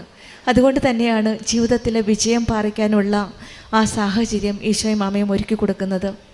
നിൻ്റെ വിജയത്തിൽ ഞങ്ങൾ ആഹ്ലാദിക്കും. അങ്ങനെ ഞങ്ങളുടെ ദൈവത്തിൻ്റെ നാമത്തിൽ ഞങ്ങൾ വിജയ പതാക പാറിക്കും. കർത്താവ് നിൻ്റെ അപേക്ഷകൾ കൈക്കൊള്ളട്ടെ. നമ്മുടെ ജീവിതത്തിലും വിജയ പതാക പാറിക്കാനുള്ള അനുഗ്രഹത്തിനായി പ്രാർത്ഥിക്കാം. നമ്മുടെ അപേക്ഷകൾ കൈക്കൊള്ളുന്ന ആ ദൈവത്തിൻ്റെ സാന്നിധ്യം അടുത്തറിയുവാനായിട്ടുള്ള കൃപയ്ക്കായി നമുക്ക് പ്രാർത്ഥിക്കാം. മേരി മൈക്കിളിനും അന്ന ഹെല്ലനും കുടുംബത്തിന് ലഭിച്ച എല്ലാ അനുഗ്രഹങ്ങൾക്കും നമ്മൾക്ക് കരങ്ങളടിച്ച് ദൈവത്തെ മഹത്വപ്പെടും. പ്രത്യക്ഷീകരണത്തിൻ്റെ സ്ഥിരം സാക്ഷിയായി എന്നെയും എൻ്റെ കുടുംബത്തെയും ഉയർത്തിയതിന് അമ്മയ്ക്കും തിരുക്കുമാരനും 1000 നന്ദി പറയുന്നു. ഞാൻ Ramya Varghese, Perumbavoor കീഴിലം cent Thomas Malankara Catholic ദേവാലയത്തിൽ നിന്ന് വരുന്നു. ഇതെൻ്റെ മക്കൾ എയ്വൻ, എയ്ഡൻ, എയ്ബൽ. ഞാൻ ആദ്യമായി ഉടമ്പടി എടുത്തത് 2021 നവംബർ 1-ാം തീയതിയാണ്. ഞാൻ ഇവിടെ വരാനുണ്ടായ സാഹചര്യം എൻ്റെ ഹസ്ബൻഡിൻ്റെ രോഗാവസ്ഥയുമായിട്ടാണ്. അന്ന് അച്ഛനുമായിട്ട് പ്രാർത്ഥിക്കാൻ ഇടയായി. അപ്പോൾ എൻ്റെ മനസ്സിൽ അച്ഛൻ ഹസ്ബൻഡിനെ തൊട്ട് അനുഗ്രഹിച്ചതിന് ശേഷം എൻ്റെ മനസ്സിലൊരു ഒരു മെസ്സേജാണ് എനിക്ക് കിട്ടിയത്. കാരണം മാതാവ് കൃപാസനത്തിൽ പ്രത്യക്ഷപ്പെട്ടപ്പോൾ ഒരു ദുരന്തം ഉണ്ടാകുവാൻ പോകുന്നു, പ്രാർത്ഥിക്കണം എന്ന ഒരു മെസ്സേജാണ് അച്ഛന് കൊടുത്തത്. അതേപോലെ തന്നെ ഞാൻ ഇവിടെ ആദ്യമായി കടന്നു വന്നപ്പോൾ എൻ്റെ മനസ്സിലും മാതാവ് എനിക്കൊരു മെസ്സേജ് തന്നു. അച്ഛൻ എന്നെ ആശ്വസിപ്പിച്ചു, എൻ്റെ തോളത്ത് തട്ടി ആശ്വസിപ്പിച്ചു. അപ്പോൾ ഞാൻ എൻ്റെ മനസ്സിൽ അത് ഏറ്റെടുത്തു. എനിക്കറിയാം എന്തോ ദുരന്തം വരാൻ പോകുന്നു എന്ന് എൻ്റെ ജീവിതത്തിൽ ഉണ്ടാകുമെന്നും എനിക്ക് എൻ്റെ മനസ്സിൽ തോന്നി. ഞാൻ അതിന് പ്രകാരം മുന്നോട്ട് പോയി. അത് ഏകദേശം ഇവിടുന്ന് പോയതിന് ശേഷം എൻ്റെ ഹസ്ബൻഡ് മരിച്ചു. ഞാൻ അതിനുശേഷം 2022 ഡിസംബർ 20 എന്നെ ദൈവം എന്നെ ഒരു ഉടമ്പടിയിൽ എങ്ങനെ ജീവിക്കണമെന്നും ഒറ്റയ്ക്ക് ഒരു ഭൂമിയിൽ എൻ്റെ ദൈവവും എൻ്റെ മാതാവും മാത്രമായി ഞാൻ എങ്ങനെ ജീവിക്കുന്നു എന്ന് ഞാൻ ഇപ്പോഴും നിങ്ങളെല്ലാം ബോധ്യപ്പെടുത്താൻ വേണ്ടി ഞാൻ ഈ സാക്ഷ്യം എല്ലാവരുടെയും മുന്നിൽ ഞാൻ അവതരിപ്പിക്കുകയാണ്. ഞാൻ എൻ്റെ ജീവിതത്തിൽ ഞാൻ അതൊരു മെസ്സേജായി ഏറ്റെടുത്തു. അതിന് പ്രകാരം ഞാൻ തളർന്നില്ല. എനിക്ക് എന്തോ ഒരു ശക്തി ദൈവം എനിക്ക് തന്നു. കാരണം നിനക്ക് ഏഷ്യ 54:5 എന്ന വചനമാണ്. ഞാൻ അങ്ങനെ വചനമൊന്നും ബൈബിൾ ചെറുപ്പം തൊട്ടേ വായിക്കും, പള്ളിയിൽ പോകും, ഭയങ്കര മാതാവിൻ്റെ ഭക്തിയൊക്കെയാണ്. പക്ഷേ ഞാൻ എൻ്റെ മനസ്സിൽ ആ വചനം അങ്ങനെ മനസ്സിൽ എപ്പോഴും അത് വന്നുകൊണ്ടിരിക്കുകയാണ്. അതായത് സൃഷ്ടാവാണ് നിൻ്റെ ഭർത്താവ്, സൈന്യങ്ങളുടെ ദൈവം എന്നാണ് അവൻ്റെ നാമം. ആ വചനം എപ്പോഴും എൻ്റെ മനസ്സിലിങ്ങനെ പറഞ്ഞുകൊണ്ടിരിക്കുകയായിരുന്നു. അപ്പോൾ ഞാൻ അതിൽ ഞാൻ കൂടുതൽ ശക്തി പ്രാപിച്ചു. ഉടമ്പടി വസ്തുക്കൾ ഞാൻ ഉപയോഗിക്കും. അങ്ങനെ ഉടമ്പടിയിൽ പൂർണ്ണമായിട്ട് മുന്നോട്ട് പോകുന്ന അവസ്ഥയിൽ ഞാൻ ഒരു കുറവും ഈ ജീവിതത്തിൽ ഇന്നേ വരെ ഉണ്ടായിട്ടില്ല. എൻ്റെ ദൈവത്തോട് ഞാൻ ഒന്നും ചോദിക്കാറില്ല. അതിനുശേഷം ഞാൻ ഇത് 6ാമത്തെ പുതുക്കലാണ്. ഞാൻ ഒരു ഉടമ്പടി നിയോഗം പോലും ഞാൻ അതിൽ എഴുതിയിട്ടില്ല. ഞാൻ ഇത്ര മാത്രം എഴുതും എന്നും വന്നിട്ട്, ദൈവമേ, നീ എനിക്ക് തന്നുകൊണ്ടിരിക്കുന്നതും ഞാൻ നിന്നിൽ നിന്ന് സ്വീകരിക്കേണ്ടതുമായ അനുദിന ജീവിതത്തിന് വേണ്ടിയല്ല, നിത്യത എന്നൊരു ഇറ്റേണൽ ലൈഫ്, അതിനു വേണ്ടി മാത്രമായിരിക്കണമേ എന്ന് മാത്രമാണ് ഞാൻ അതിലെഴുതുന്നത്. ഇറ്റേണൽ ലൈഫ് എന്നൊരു ഞാൻ നിത്യത എന്നൊക്കെ നമ്മൾ ചെറുപ്പം തൊട്ട് കേൾക്കാറുണ്ടെങ്കിലും പക്ഷേ ഇത്രത്തോളം വിലയുള്ളതാണെന്ന് മനസ്സിലാക്കി തന്നത് ആ ഒരു ഉടമ്പടിക്ക് ശേഷമാണ്. കാരണം നമ്മൾ എല്ലാ കാര്യങ്ങളും ലൗകികമായി ആഗ്രഹിക്കുന്നവരാണ്. ഫാമിലി, ജീവിതം, എല്ലാ കാര്യങ്ങളും നമ്മൾ ആഗ്രഹിക്കും. അപ്പോൾ പക്ഷേ നമ്മൾ ദൈവത്തെ അതിൻ്റെ ഒരു സെക്കൻഡ് പ്രയോറിറ്റി നമ്മൾ കൊടുക്കാറില്ല. പക്ഷേ എനിക്ക് പിന്നെ അതിന് ശേഷം ഈ ദുരന്തം പോകുന്നു എന്ന് മാതാവ് പറഞ്ഞതിന് ശേഷം എൻ്റെ പ്രയോറിറ്റി എന്ന് പറയുന്നത് ഇറ്റേണിറ്റിയാണ്. ബാക്കി എനിക്കും എല്ലാം എൻ്റെ ജീവിതത്തിൽ വന്നോട്ടെ, എനിക്ക് ഒരു പ്രശ്നവുമില്ല. കാരണം ഞാൻ ഇങ്ങനെ എൻ്റെ മനസ്സിലൊരു ചിന്തയായിട്ട് ഇങ്ങനെ പോകും. ഓരോ കാര്യങ്ങളും, ഓരോ പ്രശ്നങ്ങളോ അല്ലെങ്കിൽ ഓരോ പ്രതിസന്ധികളും ദൈവത്തെ ഞാൻ മുറുകെ പിടിക്കും. ദൈവമേ ഇങ്ങനെ വന്നുള്ളൂ. പിന്നെ ഒരു 2 ദിവസത്തിന് ശേഷം പിന്നെ അതെനിക്കൊരു സന്തോഷമായി മാറും. അത് എവിടെ നിന്നാണെന്ന് എനിക്കറിയില്ല, അത് അങ്ങനെയായി മാറുന്നു. അതിൽ ഓരോരോ കാര്യങ്ങളും ഞാൻ പറയുകയാണ്. ഏകദേശം ഒരു 15 വർഷമായി ഞാൻ ഒരു PSC ജോലിക്ക് വേണ്ടി ആഗ്രഹിക്കുന്ന ഒരു വ്യക്തിയായിരുന്നു. ഞാൻ അത്യാവശ്യം പഠിക്കുന്ന കൂട്ടത്തിലാണ്. ഒരു അഹങ്കാരം എനിക്കുണ്ടായിരുന്നു. കാരണം ഞാൻ പലപ്പോഴും PSCയിൽ ഫസ്റ്റ് 10 റാങ്കിന് മുമ്പിൽ വരും. പക്ഷേ അന്നൊക്കെ ഒന്നില്ലെങ്കിൽ അത് റിജക്റ്റ് ആയി പോകും, അല്ലെങ്കിൽ എൻ്റെ ലിസ്റ്റിൽ നിന്ന് അത് വിളിക്കില്ല. അപ്പം ഞാനൊരു താൽക്കാലികമായ ഒരു ജോലിക്ക് തുടർന്നുകൊണ്ടിരുന്നു. അപ്പം ഞാൻ ഈ ഒറ്റയ്ക്കായ ജീവിതത്തിൽ എനിക്ക് മക്കളെ നോക്കണം. അപ്പം എനിക്കത് പറ്റില്ല. അപ്പം ഞാൻ ദൈവത്തോട് പറഞ്ഞു, ദൈവമേ, ഞാൻ എത്ര PSC എഴുതിയിരിക്കുന്നു, ലിസ്റ്റിലുണ്ട്, പക്ഷെ ദൈവമേ എനിക്ക് നീ എന്താ തരാത്ത എന്ന് ചോദിക്കുമ്പോഴത്തേക്കും അപ്പോൾ ഏകദേശം 1 മാസം ഇല്ല, 2 ലിസ്റ്റ് ഏകദേശം ഒരേപോലെ വിളിക്കുകയാണ്. ഏകദേശം 1 വർഷത്തിൻ്റെ ഇട ഉണ്ടായിരുന്നു ജോയിൻ ചെയ്യുന്നതിന്. അത് ഞാൻ മലപ്പുറം ജില്ലയിൽ താലൂക്ക് ആശുപത്രി ജോലി ചെയ്തു. ഇപ്പോൾ ഞാനത് മെഡിക്കൽ കോളേജിൽ ഒരു സ്റ്റാഫ് നഴ്സായിട്ട് വർക്ക് ചെയ്യുകയാണ്. അപ്പം അങ്ങനെ എനിക്ക് ആ PSC 2 ജോലി എനിക്ക് തന്നു. ഞാൻ ഒന്നിൽ നിന്ന് ട്രാൻസ്ഫർ ആയിട്ടാണ് ഇപ്പോൾ തൃശ്ശൂർ വർക്ക് ചെയ്യുന്നത്. അപ്പോൾ എനിക്ക് എൻ്റെ മാതാവും എൻ്റെ ഈശോയും എനിക്ക് ആ ജീവിതത്തിൽ ഏറ്റവും വലിയൊരു അനുഗ്രഹമാണ് തന്നത്. കാരണം ആരുടെയും മുന്നിൽ ഞാൻ ഒരു പരിഹാസ വസ്തുവോ അല്ലെങ്കിൽ ഒരു പണത്തിന് വേണ്ടി മക്കളെ നോക്കാൻ വേണ്ടി ഞാൻ ആരുടെയും മുന്നിൽ എന്നെ ദൈവം അനുവദിക്കില്ല. അതെനിക്ക് പൂർണ്ണ ബോധ്യമുണ്ടായിരുന്നു. രണ്ടാമതായിട്ട് ഞങ്ങൾ നിലമ്പൂരാണ് താമസിച്ചിരുന്നത്. നിലമ്പൂർ എന്ന് പറയുമ്പോൾ എല്ലാവർക്കും അറിയായിരിക്കും, ഒരു വനമേഖലയാണ്. ഒരു 10-25 കിലോമീറ്റർ ദൂരം വരണം ഒരു ടൗണിലേക്ക് എത്താൻ. അപ്പോൾ ഞാൻ എൻ്റെ മനസ്സിൽ ജോലി കിട്ടി. ദൈവമേ, ഒരു സാധാരണ വീടാണ്, ഓടിട്ട ഒരു വീട്. ആ വീട്ടിൽ പ്രളയവും ആ ഏരിയ എന്ന് പറഞ്ഞാൽ പ്രളയവും ഭയങ്കര മൃഗങ്ങളുടെ ശല്യമൊക്കെ ഉള്ളതാണ്. അപ്പം ഞാൻ എൻ്റെ മനസ്സിൽ വിചാരിച്ചു, ദൈവമേ, ഈ മക്കളെയും കൊണ്ട് ഞാൻ എങ്ങനെ ജീവിക്കും? ദൈവം എനിക്കൊരു വീട് തരുമോ എന്ന് ഞാൻ ആലോചിച്ചു. അപ്പോൾ ദൈവം ഞാൻ മനസ്സിൽ വിചാരിച്ചു. അപ്പോൾ ജോലി കിട്ടി. അപ്പോൾ അതിന് പ്രകാരം ഒരു വീട് വാങ്ങാൻ, അപ്പോൾ അനിയത്തി ഒക്കെ വീട് കണ്ടു തുടങ്ങി. ആദ്യമായിട്ടൊരു വീട് എന്നെ കാണാൻ വിളിച്ചിട്ട് ഞാൻ അവിടെ ചെന്നു. അപ്പോൾ വീടിൻ്റെ ഒരു മൂലയ്ക്ക് ഞാൻ ഉപ്പ് കൊണ്ടുപോയിരുന്നു, ഉടമ്പടി ഉപ്പ് കൊണ്ടുപോയി. ഞാൻ വിശ്വാസ പ്രമാണം ചൊല്ലിയ ഉടമ്പടി ഉപ്പ് ഞാൻ അവിടെ തേച്ചു. അത് വീടിൻ്റെ കോർണറിൽ തേച്ചിട്ട് ഞാൻ പറഞ്ഞു, ദൈവമേ നീ എനിക്ക് തരാനാണെങ്കിൽ ഇത് ഈ ഒരു വീടിന് ഞാൻ അങ്ങയുടേതാക്കി മാറ്റിയാണ്, എനിക്കിതിലൊരു അവകാശവുമില്ല. അതിൻ പ്രകാരം എനിക്ക് ആ വീട് അനുവദിച്ചു തന്നു. ഏകദേശം ടൗണിൽ ഒരു നല്ലൊരു വില വരുന്ന ഒരു സ്ഥലവും വീടുമായിട്ട് ഞങ്ങൾക്കത് തന്നു. വളരെ നിസ്സാരമായ പലിശയ്ക്ക് ദൈവം അത് അനുവദിച്ചു തന്നു. ഇപ്പോഴും എല്ലാവരും ചോദിക്കും, നിങ്ങൾക്ക് എങ്ങനെ ഇത്രയും പൈസയ്ക്ക് ഇത്രയും ടൗണിൽ ഒരു വീട് ദൈവം? അപ്പോൾ ഞാൻ എൻ്റെ ദൈവത്തെ മഹത്വപ്പെടുത്താൻ വേണ്ടി എനിക്ക് ഓരോന്നോരോന്നായി ദൈവം എനിക്ക് തരികയാണ്. അതിൽ കൂടുതലെന്ന് വെച്ചാൽ ഉടമ്പടി എടുത്തതിന് ശേഷം എനിക്ക് പിതാവായ ദൈവത്തോടൊരു സ്നേഹം വരിക. സ്നേഹം എന്ന് പറഞ്ഞാൽ പിതാവായ ദൈവമുണ്ട്, പുത്രനെ നൽകി നമ്മളെ രക്ഷിച്ചു എന്നൊക്കെ നമ്മൾ വിശ്വസിക്കും. പക്ഷെ പിതാവായ ദൈവത്തോട് ഞാൻ എപ്പോൾ പ്രാർത്ഥനയിലായിരിക്കുമ്പോഴും കണ്ണടയ്ക്കുമ്പോഴും എനിക്ക് പിതാവിൻ്റെ രൂപം മനസ്സിൽ വന്നിട്ട് ഞാൻ പിതാവിൻ്റെ കഴുത്തേൽ 2 കൈയിട്ട് ഇങ്ങനെ തൂങ്ങിക്കിടക്കുന്ന എപ്പോഴും ഒരു ദർശനമാണ്. ഞാൻ പലപ്പോഴും അത് മാറ്റാൻ ശ്രമിക്കും. കാരണം വലിയ മഹത്വകരമായ ഒരു പിതാവിൻ്റെ കഴുത്തിൽ കാലിൽ പിടിക്കേണ്ടതല്ലേ എന്നൊക്കെ പലപ്പോഴും ചിന്തിക്കും. പക്ഷെ എൻ്റെ മനസ്സിൽ അങ്ങനെയാണ് തോന്നുന്നത്. ഞാൻ ചോദിക്കും, പിതാവായ ദൈവത്തെ, തൻ്റെ പുത്രനെ ഈ ലോകത്തിലേക്ക് നമ്മെ രക്ഷിക്കാൻ വേണ്ടി പിതാവ് അത്ര സ്നേഹം കാണിച്ചു. അപ്പോൾ ഞാൻ പിതാവിനോടാണ് എല്ലാം ചോദിക്കുന്നത്, അങ്ങയുടെ പുത്രനെ മഹത്വപ്പെടുത്താൻ ഇടവരുത്തണം. എൻ്റെ ഓരോ നിമിഷവും എൻ്റെ ഓരോ ദിവസവും ഞാൻ അങ്ങയുടെ പുത്രനെ മഹത്വപ്പെടുത്താൻ വേണ്ടി ഇടവരുത്തണമേ എന്ന് ഞാൻ പിതാവിനോട് എന്നും പ്രാർത്ഥിച്ചുകൊണ്ടിരുന്നു. പിന്നെ ഞാൻ എൻ്റെ ജീവിതത്തിൽ ഒന്നിനും നന്ദി പറയുന്നതെന്ന് വെച്ചാൽ, നന്ദി പറയുന്നത് പിതാവായ ദൈവം ഈ പുത്രനെ ഈ ലോകത്തിലേക്ക് തന്നതിന് മാത്രമേ ഞാൻ നന്ദി പറയാറുള്ളൂ. കാരണം നമ്മൾ അതിൻ പ്രകാരം ആ പുത്രൻ്റെ സ്നേഹം ഞാൻ ഈ ഉടമ്പടിയിലാണ് കണ്ടെത്തിയിരിക്കുന്നത്. നിത്യതയിലൂടെ നമ്മൾ ഈ ലോകത്ത് പ്രവർത്തിക്കുന്നതും പ്രവർത്തിക്കേണ്ടതും എല്ലാം നിത്യതയ്ക്ക് വേണ്ടിയായിരിക്കണം. ബാക്കി എന്തെല്ലാം പ്രശ്നങ്ങൾ നമ്മുടെ ജീവിതത്തിൽ ഉണ്ടായാൽ പോലും അതിലൊന്നും തളരാനോ അതിനുവേണ്ടി കരഞ്ഞിരിക്കാനോ ഞാൻ ഇതുവരെ എന്നെ ദൈവം ഇടയാക്കിയിട്ടില്ല. പിന്നെ ഞാൻ പറയാറുള്ളതെന്ന് വെച്ചാൽ, എൻ്റെ ചെറിയ മോൻ്റെ ഒരു രോഗസൗഖ്യമാണ്. ഒരു ദിവസം രാവിലെ അവൻ്റെ ഒരു സ്ക്രോട്ടൽ ഏരിയയിൽ നല്ല രീതിയിൽ സ്വെല്ലിങ് വന്നു. അപ്പോൾ സ്വെല്ലിങ് വന്ന് നല്ല രീതിയിൽ ചുമന്ന് ഇരിക്കുന്നു. അപ്പോൾ ഞാൻ ഉടമ്പടി തൈലം വിശ്വാസപ്രമാണം ചൊല്ലി ഞാൻ അതിൽ പുരട്ടി. ഒരു ഡോക്ടറെ ഒന്നും കാണിച്ചില്ല. എനിക്കെന്തോ ഒരു ധൈര്യം തന്നു. നല്ല രീതിയിൽ സ്വെല്ലിങ് ആയിരുന്നു.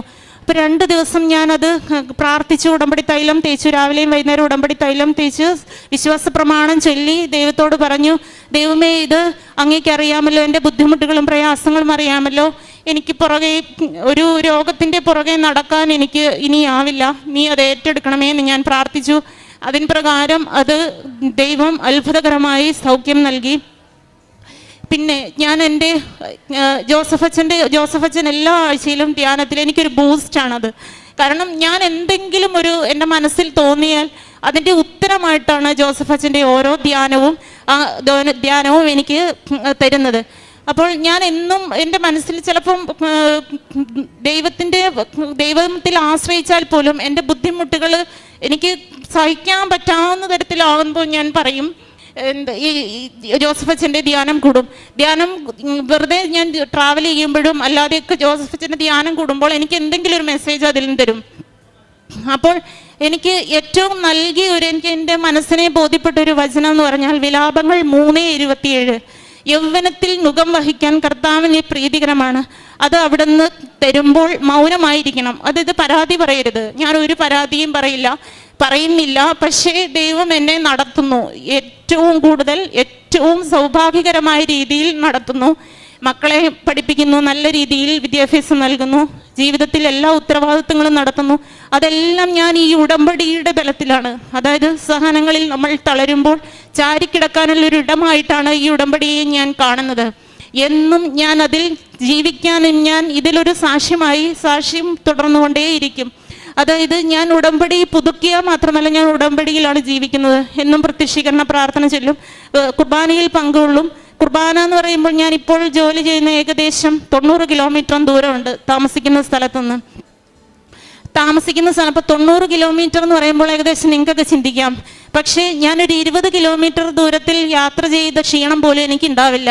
ഞാൻ 2-2.5 മണിക്കൂർ രാവിലെ പോകും, വൈകുന്നേരം 4:30 ഒക്കെ ആകുമ്പോൾ തിരിച്ചു വരും. ദൈവത്തോട് പോകുമ്പോൾ ഞാൻ ഉടമ്പടി ഉപ്പും അല്ലെങ്കിൽ തൈലവും ഞാൻ സേവിച്ചിട്ടാണ് പോകുന്നത്. എന്നിട്ട് ഞാൻ പറയും, ദൈവത്തോട് പറയും, ദൈവമേ ഇന്ന് എനിക്ക് ഏറ്റവും കൂടുതൽ ശക്തിയാക്കി തരണമേ. കാരണം എനിക്കറിയാം ഇത്രത്തോളം ട്രാവൽ എൻ്റെ ജീവിതത്തിലുണ്ട്.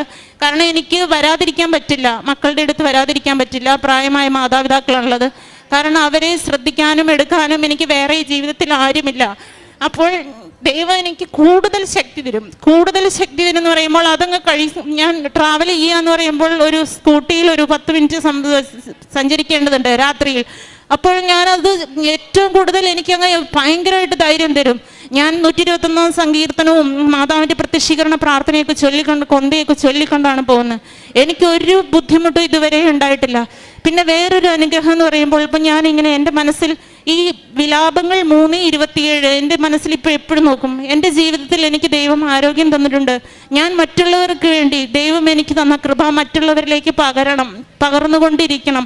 അതെനിക്കൊരു ഉറച്ച ബോധ്യമാണ് ദൈവം തന്നത്. അതുകൊണ്ട് ഞാൻ അടുത്ത എൻ്റെ മനസ്സിലൊരു ബിസിനസ് സംബന്ധമായ ഒരു ഐഡിയ ദൈവം എനിക്ക് തരികയാണ്. ഒത്തിരി പ്രാർത്ഥിച്ചൊരുങ്ങി ഞാൻ ദൈവത്തോട് ചോദിക്കും, ഇതെൻ്റെ ജീവിതത്തിൽ നടക്കുമോ? കാരണം എനിക്കെല്ലാം കൂടെ സമയമുണ്ടാവുമോ എനിക്കറിയില്ല. ഈശോ അത് പോസിറ്റീവ് മാത്രമായിട്ടാണ് എനിക്ക് തന്നത്. അപ്പം ഞാൻ പറയും, എല്ലാവരും എന്നോട് ചോദിക്കും, നീ എങ്ങനെ ഇതെല്ലാം മാനേജ് ചെയ്യുന്നു? കാരണം ഞാൻ രാവിലെ എഴുന്നേറ്റ് പോകും, അതിനുശേഷം വന്നിട്ട് ഞാൻ ഈ വർക്ക് ചെയ്യും, മക്കളുടെ കാര്യം നോക്കും, അങ്ങനെ എല്ലാ കാര്യം എങ്ങനെ ദൈവം നിനക്ക് അപ്പം ഞാൻ പറയും, എൻ്റെ ദൈവം തൻ്റെ പുത്രനെ മഹത്വപ്പെടുത്താൻ വേണ്ടി എന്നെ ഒരു ഉപകരണമാക്കിയിരിക്കുക. പിന്നെ ഞാൻ എന്തിനാ പേടിക്കുന്നത്? ഞാൻ അങ്ങനെ എൻ്റെ ഒരു ഹോം മെയ്ഡ് ബിസിനസ്, ഫുഡിൻ്റെ ഒരു ബിസിനസ് സ്റ്റാർട്ട് ചെയ്തു. ഞാനും എൻ്റെ സിസ്റ്ററും കൂടെയാണ് ചെയ്യുന്നത്. അത് നല്ല രീതിയിൽ മുന്നോട്ട് പോകുന്നു. അത് ഓരോ വ്യക്തികൾക്ക് കൊടുക്കുമ്പോഴും ഞാൻ അതിൻ്റെ അകത്ത് ഉടമ്പടി ഉപ്പ് വിശ്വാസ പ്രമാണം ചൊല്ലി ഞാൻ അതിൻ്റെ അകത്ത് ഇട്ടിട്ട് ഞാൻ പറയും, ദൈവമേ എനിക്ക് ഒരു കഴിവുമില്ല, എനിക്ക് കുക്ക് ചെയ്യാനും എനിക്ക് അറിയേയില്ല. കുക്ക് ചെയ്യാൻ പോയിട്ട് എനിക്ക് അതിൻ്റെ ഒരു ടേസ്റ്റ് വ്യത്യാസം പോലും മനസ്സിലാകാത്തൊരു വ്യക്തി, ഞാൻ കൊടുക്കുന്ന സാധനങ്ങളെല്ലാം എല്ലാവരും പറയുക, എന്തൊരു ടേസ്റ്റ്, എന്താ ഇതിൻ്റെ അകത്ത് ആഡ് ചെയ്യുന്നത് എന്ന് ചോദിക്കും. അപ്പം ഞാൻ പറയും, എൻ്റെ ഈശോയെ മഹത്വപ്പെടുത്താൻ വേണ്ടി ദൈവം എന്നെ ഒരു ഉപകരണമാക്കിയിരിക്കുകയാണ്. അത് ഈശോയാണ് ചെയ്യുന്നത്. ഞാൻ ഓരോരുത്തരോടും പറയുന്നുണ്ട്, കാരണം എനിക്കറിയാം എനിക്ക് കുക്ക് ചെയ്യാനുള്ള കഴിവില്ല. എൻ്റെ ജീവിതത്തിൽ ഒരു കഴിവും എനിക്കില്ല. അതായത് ഉടമ്പടിയിൽ പറയുന്ന പോലെ not by merit but by grace. ഈ ഗ്രേസ് ആണ് ജീവിതത്തിൽ എനിക്ക് പ്രചോദനമായി മുന്നേറിക്കൊണ്ടിരിക്കുന്നത്. പിന്നെയുള്ള ഒരു കാര്യം സാക്ഷി എന്ന് പറഞ്ഞാൽ എൻ്റെ ഡ്രൈവിങ്ങിനെ കുറിച്ചാണ്. ഹസ്ബൻഡ് മരിച്ചതിന് ശേഷം 2 വണ്ടിയും വീട്ടിൽ കിടക്കുന്നു. ഞങ്ങൾ ഓട്ടോ വിളിച്ച് പോകുന്ന ഒരു ഗതികേടാണ്. എനിക്ക് വണ്ടിയുടെ ഫ്രണ്ടിലിരിക്കുമ്പോൾ പോലും എനിക്ക് ഭയങ്കര പേടിയെന്ന് പറഞ്ഞാൽ ഞാൻ ഓടിക്കുന്ന പോലെയൊക്കെ എനിക്ക് തോന്നുന്നത്. അപ്പോൾ ഞാൻ ദൈവത്തോട് പറയും, ദൈവമേ ഈ വണ്ടികൾ രണ്ടും ഈ വീട്ടുമുറ്റത്ത് കിടന്നിട്ട് എനിക്കിത് വേറെ ഒരു നിവൃത്തിയില്ലല്ലോ, ദൈവമേ എന്നെ സഹായിക്കണം, എനിക്ക് ധൈര്യം തരണമേന്ന് ഞാൻ എല്ലാ ദിവസവും പ്രാർത്ഥിക്കും. അതിന് പ്രകാരം ഞാൻ ഡ്രൈവിംഗ് ടെസ്റ്റ് പാസ്സായി. ഡ്രൈവിംഗ് ടെസ്റ്റിന് പോയപ്പോൾ അവിടെയും ഞാൻ വിശുദ്ധ തൈലവും സ്റ്റീറിങ്ങിലൊക്കെ തൈലവും വിശുദ്ധ ഉപ്പും ഉടമ്പടി ഉപ്പും ഞാൻ വിശ്വാസ പ്രമാണം ചൊല്ലി അതിന് പ്രകാരം എനിക്ക് ഡ്രൈവിംഗ് ടെസ്റ്റ് കിട്ടി. ഞാനിപ്പോൾ നല്ല തിരക്കുള്ള റോഡിൽ, MC റോഡ് എന്നൊക്കെ പറഞ്ഞാൽ നല്ല തിരക്കുള്ള റോഡിൽ കൂടെ ഞാൻ ഡ്രൈവിംഗ് ചെയ്യുന്നു. അതെൻ്റെ അമ്മ മാതാവും ഈശോയും എനിക്ക് തന്ന വലിയൊരു അനുഗ്രഹമാണ്. പിന്നെ എൻ്റെ ജീവിതം ഞാൻ ഇത്രത്തോളം സഹനത്തിലൂടെയും ഒക്കെ കടന്നു പോകുമ്പോൾ ദൈവം സ്വർണം അഗ്നിയിൽ ശുദ്ധി ചെയ്യപ്പെടുന്നു എന്നുള്ളൊരു വചനം എൻ്റെ മനസ്സിൽ പറയുന്നു. അതായത് ഞാൻ ഇത്രയും സഹനത്തിലൂടെ കടന്നു പോകുമ്പോഴും ഞാൻ എല്ലാവരുടെയും മുന്നിൽ സന്തോഷം എൻ്റെ അടുത്ത് ഞാൻ ഭയങ്കര ബോൾഡാണ്. ഓരോരോ ആൾക്കാരും വരുമ്പോൾ ചോദിക്കും, ഹസ്ബൻഡ് എവിടെയാണ്, ഹസ്ബൻഡ് എന്താ? അപ്പം ഞാൻ നല്ല കൂളായിട്ട് പറയും, ഹസ്ബൻഡ് മരിച്ചുപോയി. പിന്നെ അവർക്ക് ഭയങ്കര സംശയമാണ്. കാരണം എന്താ ഈ കൊച്ചിങ്ങനെ പറയുന്നത്? കാരണം അപ്പം ഞാൻ എൻ്റെ ദൈവം എനിക്ക് പണ്ടേ തന്നൊരു ബോധ്യമുണ്ട്. എൻ്റെ ദൈവം എനിക്കെല്ലാം നന്മയ്ക്കായി പരിണമിപ്പിക്കുകയുള്ളൂ എന്നുള്ളത്. അതിന് പ്രകാരം എനിക്ക് നല്ല ഉറച്ച ബോധ്യമുണ്ട്. അപ്പോൾ അവരും കൂളാവും, ഞാനും കൂളാവും. അതിനുശേഷം പിന്നെ ഇപ്പോൾ ഇവരുടെ പഠിത്ത കാര്യങ്ങൾ നല്ല രീതിയിൽ നോക്കുന്നു, ഉടമ്പടിയിൽ ജീവിക്കുന്നു. ഇനി പറയാനുള്ളതെന്ന് വെച്ചാൽ എൻ്റെ പ്രേക്ഷിത പ്രവർത്തനമാണ്.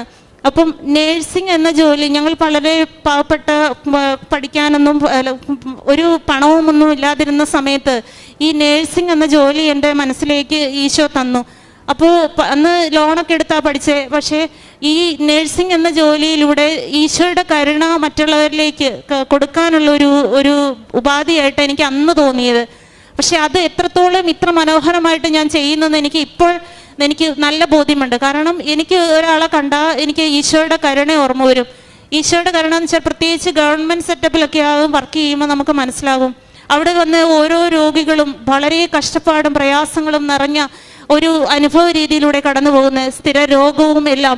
അപ്പം ഞാൻ എൻ്റെ പ്രേക്ഷിത പ്രവർത്തനം എന്ന് പറയുമ്പോൾ ഇപ്പോൾ ഞാൻ കുട്ടികളുടെ വാർഡിലാണ് വർക്ക് ചെയ്യുന്നത്. എനിക്ക് കുഞ്ഞുങ്ങളെ കാണുമ്പോൾ കുഞ്ഞുങ്ങളെ അവരുടെ മാതാപിതാക്കൾക്ക് അവരുടെ ആ ഒരു സാഹചര്യം മനസ്സിലാകും. ഞാൻ അവരോട് സംസാരിക്കും. ഞാൻ എൻ്റെ ഡ്യൂട്ടി സമയം നോക്കാറില്ല. ഞാൻ അവിടെ നിന്ന് സംസാരിച്ച് അവർക്ക് ഈശോയെ കൊടുക്കും. ഈശോയെ കൊടുക്കുമെന്ന് വെച്ചാൽ പ്രധാനമായും കൃപാസനത്തിലെ ധ്യാനം, യൂട്യൂബ് ചാനൽ അതെല്ലാം ഷെയർ ചെയ്ത് കൊടുക്കും. പത്രം ഞാൻ ഇപ്പം 3 മാസം കൂടുമ്പോൾ എൻ്റെ പത്രം ഞാൻ നടന്ന് 10-25 കിലോമീറ്റർ ഞാനും മൂത്ത മോനും കൂടെ നടന്ന് കൊടുക്കുമായിരുന്നു. പത്രം കഴിഞ്ഞ് കഴിയുമ്പോൾ ഞാൻ എൻ്റെ മനസ്സിൽ തോന്നുക, ഈശോയെ പത്രം കിട്ടുന്നില്ല, പത്രം കിട്ടണമെങ്കിൽ ഇത്രയും ദൂരം, അന്ന് ഞാൻ നിലമ്പൂരായിരുന്നു, ഇത്രയും ദൂരം വരണമല്ലോ എന്ന് വിചാരിക്കുമ്പോൾ പ്രത്യേകിച്ച് ഒരു പള്ളിയിൽ പോകുമ്പോൾ അവിടെ കാണും 2-3 കെട്ട് പത്രം. ആ പത്രം ഞാൻ അവിടെ നിന്ന് എടുത്ത് ഞാൻ കൊടുക്കുമ്പോൾ ഞാൻ പറഞ്ഞാണ് കൊടുക്കുന്നത്. ഞാൻ വിശ്വാസ പ്രമാണം ചൊല്ലി പ്രാർത്ഥിച്ചാണ് കൊടുക്കുന്നത്. കാരണം ഞാൻ ഈ പത്രം കൊടുക്കുന്നതിലൂടെ ഒരു വ്യക്തിയെങ്കിലും ഒരു ആത്മാവെങ്കിലും രക്ഷപ്പെടുമെങ്കിൽ രക്ഷപ്പെടട്ടെ എന്നുള്ള രീതിയിൽ ഞാൻ പറഞ്ഞ് പ്രാർത്ഥിച്ചു കൊടുക്കും. ഇത് നിങ്ങൾ നഷ്ടപ്പെടുത്തരുത്, താഴെ ഇടരുത്, വളരെ വിശുദ്ധമായി കാത്തുകൊള്ളണമെന്ന് പ്രധാനമായും എല്ലാവരോടും പറഞ്ഞു കൊടുക്കുള്ളൂ. അങ്ങനെ എല്ലാവർക്കും കൊടുത്തു തീർക്കണമെന്നൊന്നുമില്ല. ഞാൻ കൊടുക്കുന്ന പത്രം വ്യക്തമായി പറഞ്ഞ് അവരെ ബോധ്യപ്പെടുത്തി ഞാൻ കൊടുക്കും. പിന്നെ ഇപ്പോൾ ഉള്ള സാഹചര്യം എന്ന് പറഞ്ഞാൽ ഈ മെഡിക്കൽ കോളേജിലെ രോഗികൾ എന്ന് പറഞ്ഞാൽ വളരെ ബുദ്ധിമുട്ട് അനുഭവിക്കുന്നവരാണ്. അവർക്ക് ഞാൻ പത്രം കിട്ടാൻ ഞാൻ ഇവിടെ വരണം. അപ്പോൾ ഞാൻ എന്ത് ചെയ്യും, യൂട്യൂബ് ചാനലിൽ പറഞ്ഞു കൊടുക്കും, അമ്മമാർക്ക് പറഞ്ഞു കൊടുക്കും. അമ്മമാരോട് പറയും. പിന്നെ അവിടെ ഒത്തിരി ആൾക്കാർ പത്രം കൊണ്ട് കൊടുക്കുന്നുണ്ട്. പത്രം കൊണ്ട് കൊടുത്താൽ വെറുതെ നമ്മൾ കൊടുത്ത് ആ പത്രത്തിൻ്റെ എനിക്ക് ഭയങ്കര വേദനയാണ്. കാരണം പത്രം കിടക്കുന്ന കാണുമ്പോൾ ഓരോരുത്തരും നിലത്തേക്കൂടെ ചവിട്ടി പത്രത്തിൻ്റെ മുകളിൽ പാത്രവും അല്ലെങ്കിൽ അവരുടെ സാധനങ്ങളും എടുത്തു വെക്കാനുള്ള ഒരു സാധനമായിട്ടാണ് അവർ ഉപയോഗിക്കുന്നത്. അപ്പോൾ കൊടുക്കും ഭയങ്കര വേദന. ഞാൻ അതെല്ലാം അവരോട് പറഞ്ഞ് മനസ്സിലാക്കി കൊടുത്ത് അതെല്ലാം പെറുക്കിയെടുത്തിട്ട് ഞാൻ ഒന്നില്ലെങ്കിൽ അവിടെയുള്ള രോഗികൾക്ക് അത് പറഞ്ഞു കൊടുക്കും. ഇതാണ് ഇത്ര മഹത്തമായ പത്രമാണ്, നിങ്ങളിങ്ങനെ സാധനം വെക്കാനുള്ള ഇതല്ല, അതറിയില്ലായിരുന്നു സിസ്റ്റർ, അതുകൊണ്ടാണെന്ന് പറയും. അപ്പോൾ പത്രം കൊടുത്ത് അതെടുക്കും. എന്നിട്ട് ഞാൻ ചവറ്റുകുട്ടയിലും അതൊക്കെ പോയി അവരൊക്കെ കളഞ്ഞെടുക്കുന്ന പത്രം ഞാൻ വേറെയുള്ളവർക്ക് കുറേ പഴയതൊക്കെ ആയിരിക്കും, പക്ഷേ ഞാനത് പറഞ്ഞു കൊടുക്കും. പത്രം നിങ്ങളങ്ങനെ കളയരുത് എന്നുള്ള രീതിയിൽ പറഞ്ഞു കൊടുക്കും. അപ്പോൾ ഇവിടുത്തെ യൂട്യൂബ് ചാനൽ ധ്യാനം എല്ലാ ചൊവ്വാഴ്ചയും ഉണ്ട്. അച്ഛൻ നല്ല രോഗസൗഖ്യ പ്രാർത്ഥന നടക്കുന്നതെല്ലാം പറഞ്ഞു കൊടുത്തു. അങ്ങനെ ഒത്തിരി രോഗികൾ ഇവിടുത്തെ ധ്യാനം എല്ലാ ആഴ്ചയിലും കൂടുന്നവരുണ്ട്. പിന്നെ ജീവകാരുണ്യ പ്രവർത്തനങ്ങൾ എന്ന് പറയുമ്പോൾ പ്രധാനമായിട്ടും അത് ഒരാഴ്ചയിൽ മാസത്തിൽ എനിക്ക് എന്നെ ദൈവം ഇങ്ങനെ തോന്നിപ്പിക്കും. അതിപ്പം തോന്നിപ്പിക്കും, ഒരാളെ കാണുമ്പോൾ ഇവർക്ക് പൈസയുടെ ആവശ്യമുണ്ട്, അല്ലെങ്കിൽ ഇവർ വളരെ ബുദ്ധിമുട്ടിയാണ് ജീവിക്കുന്നതെന്ന് എൻ്റെ മനസ്സിൽ തോന്നിപ്പിക്കും. ഞാൻ അവരുടെ അടുത്ത് പോയി സംസാരിക്കുമ്പോൾ അത് കറക്റ്റാണ്. കാരണം അവർ ആഗ്രഹിക്കുന്ന ഒരു എക്സാമ്പിൾ പറഞ്ഞാൽ, ഒരു കൊച്ച് വന്നിരിക്കുകയാണ്, ഒരു ആപ്പിളിന് വേണ്ടി കൊതിക്കുന്ന ഒരു കൊച്ച്. ഒരു ആപ്പിൾ ഈ കാലത്ത് മേടിച്ചു കൊടുക്കാൻ പറ്റാത്ത മാതാപിതാക്കൾ നമ്മുടെ ഈ സമൂഹത്തിലുണ്ട്. അപ്പോൾ ആ ഒരു ബുദ്ധിമുട്ട് നമ്മൾ മനസ്സിലാക്കുമ്പോൾ നമുക്ക് ഭയങ്കര വേദനയാണ്. അങ്ങനെയുള്ളവരെ ഞാൻ കണ്ടെത്തി ദൈവം എനിക്ക് ചിലപ്പോൾ ഒന്നും ഉണ്ടാവില്ല അന്നേരം കയ്യിൽ, പക്ഷെ ഞാൻ കൊടുക്കും. ഞാൻ അവരുടെ നമ്പർ മേടിക്കുകയോ അങ്ങനെ എന്തെങ്കിലും ചെയ്യും. നമ്പർ മേടിച്ച് ഞാൻ അവരുടെ പിന്നെ എനിക്കുള്ള സമയത്ത് ഞാൻ കൊടുക്കുമ്പോൾ ഞാൻ മനസ്സിൽ കരുതും, ദൈവമേ വിധവ ചില്ലിക്കാശ് കൊടുത്തതിൻ്റെ അതേപോലെയാണ് ഞാനിപ്പോൾ കൊടുക്കുന്നത്. പക്ഷേ ഒരാഴ്ചയ്ക്ക് ശേഷം 3 ഇരട്ടിയായി. എനിക്ക് പോലും അറിയില്ല എനിക്കെവിടെ എൻ്റെ അക്കൗണ്ടിലേക്ക് ഗവൺമെൻറ്റിൽ നിന്നാണ് ഞാൻ പണ്ട് വർക്ക് ചെയ്ത് അവിടെ നിന്നൊക്കെ ആണെങ്കിലും ഞാൻ ആവശ്യത്തിന് ആ ഒരു പ്രത്യേക നിമിഷം ഞാൻ ആനന്ദിക്കും. കാരണം എന്ന് വെച്ചിട്ടുണ്ടെങ്കിൽ ദൈവം എന്നെ എത്രത്തോളം കരുണയോടെ കാത്തു പരിപാലിക്കുന്നു എന്നുള്ളത് ഞാൻ മനസ്സിലാക്കും. അങ്ങനെ ഓരോ ദിവസവും ഓരോ കുട്ടികൾ അല്ലെങ്കിൽ ഇപ്പോൾ വർക്ക് ചെയ്യുന്ന സ്ഥലത്താണെങ്കിലും അല്ലെങ്കിൽ ഓരോരുത്തരുടെ ബുദ്ധിമുട്ടുകൾ മനസ്സിലാക്കാനുള്ള ഒരു ഭാഗ്യം ദൈവം എനിക്ക് തരുന്നുണ്ട്. ഞാൻ അവരെ പറഞ്ഞ് മനസ്സിലാക്കും, അവരെ ദൈവത്തിങ്കിലേക്ക് ആഴപ്പെടുത്തും. ക്രിസ്തീയ ജീവിതം ഇങ്ങനെയാണ് ജീവിക്കേണ്ടത് എന്നുള്ള ഓരോ മൂല്യം. പിന്നെ അച്ഛൻ കഴിഞ്ഞ 16th ധ്യാനത്തിൽ പറയുന്നുണ്ട്, 4 കടമ്പ കടക്കണം, 4 കടമ്പയാണ് ഉടമ്പ ജീവിതമെന്ന്. അതായത് ചെങ്കടൽ, മരുഭൂമി, ജോർദാൻ, ജെറീക്കോ. ഇപ്പം ഞാൻ ജെറീക്കോ. അപ്പം ഞാൻ എൻ്റെ ജീവിതം ഈ 2022 ശേഷം എൻ്റെ ജീവിതം ഈ 4 കടമ്പയിലൂടെ കടന്ന് ഞാനിപ്പോൾ ഒരു ജെറീക്കോ പട്ടണത്തിലാണ്. എന്തും എൻ്റെ ജീവിതത്തിൻ്റെ എല്ലാ മേഖലകളിലും ദൈവം പ്രവർത്തിക്കും. ദൈവം അതൊരു ധൈര്യമായിട്ട് എന്നെ ആ ഒരു ടോക്ക് കഴിഞ്ഞപ്പോൾ തൊട്ട് ഞാനിങ്ങനെ ആലോചിക്കും, ദൈവമേ എൻ്റെ ഒരു കാര്യമാണല്ലോ പറയുന്നത്. കാരണം എനിക്ക് ഒരു ആവശ്യമില്ല എൻ്റെ ജീവിതത്തിൽ. എനിക്ക് എന്നേക്കാൾ കൂടുതലും നിനക്കറിയാം എൻ്റെ ആവശ്യങ്ങളെല്ലാം. അതിന് പറഞ്ഞാൽ ഞാൻ ഒന്നും ചോദിക്കാറുമില്ല. അപ്പം ദൈവം നമുക്ക് വേണ്ടി യുദ്ധം ചെയ്യുമെന്നാണ് ജോസഫ് അച്ഛൻ പറഞ്ഞ്.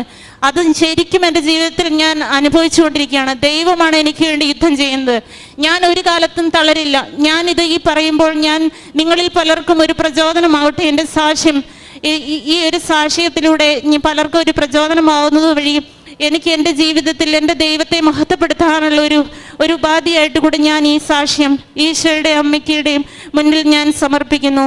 ഈശോയെ നന്ദി, മാതാവേ നന്ദി. പിന്നെ എൻ്റെ അനുദിന ജീവിതത്തിൽ ഞാൻ പറഞ്ഞല്ലോ, എനിക്ക് കുർബാന ലൈവായിട്ട് കൂടാൻ പറ്റില്ല. ഞാൻ ഓൺലൈനായിട്ട് എല്ലാ ഞായറാഴ്ചകളിലും എനിക്ക് നിർബന്ധമാണ്. ഞാൻ മക്കളോടും പറയും, നിരങ്ങി ആണെങ്കിൽ പോലും നമുക്ക് അസുഖം വന്നാലും നമുക്ക് ചിലപ്പം പനി അങ്ങനെ ഒന്നും പറഞ്ഞിരിക്കാൻ പാടില്ല. നിരങ്ങിയാണെങ്കിൽ പോലും ഞായറാഴ്ച ദിവസം കുർബാന കൂടണമെന്നാണ്. പക്ഷേ ഞായറാഴ്ച കുർബാന മുടക്കരുത്, ഈശോയെ സ്വീകരിക്കണം. പക്ഷേ ഞാൻ പറഞ്ഞില്ലേ, ഞാൻ എൻ്റെ ജീവിതം എന്ന് പറയുമ്പോൾ കുറേ യാത്രകളും അതിൻ്റെ ഇടയിൽ കൂടെ കുറേ തിരക്കാണ്. എന്ത് തിരക്ക് വന്നാലും ഞാൻ ഓൺലൈനായിട്ട് എന്നും രാവിലെ കുർബാന കൂടും. അതിൽ ഈശോയെ സ്വീകരിക്കുന്ന ഒരു സമയത്ത് എനിക്കത് ലൈവായിട്ട് തന്നെ എനിക്ക് അനുഭവം ഉണ്ടാവും. ഈശോയെ നമ്മൾ എങ്ങനെയാണ് കുർബാനയെ സ്വീകരിക്കുന്നത് അതേപോലെ തന്നെ ഞാൻ ബസ്സിലിരുന്ന് ഓൺലൈനായിട്ട് കുർബാന കൂടും. പിന്നെ അനുദിന ജീവിതത്തിലെ പ്രാർത്ഥനകൾ, കുടുംബ പ്രാർത്ഥനയുണ്ട്, ബൈബിൾ വായിക്കാറുണ്ട്. പിന്നെ അച്ഛൻ്റെ ഡെയിലി ബ്രെഡ് എന്നും 5:30 ഞാൻ കൂടും. എന്നും രാവിലെ പോകുമ്പോൾ 5:30 കൂടും. പിന്നെ ജപം.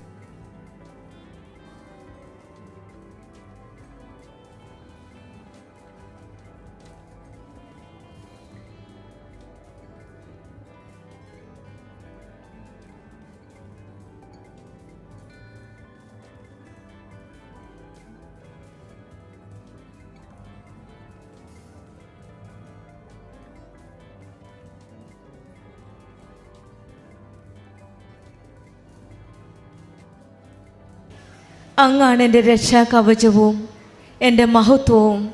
എന്നെ ശിരസ്സുയർത്തി നിർത്തുന്നതും അവിടുന്ന് തന്നെ.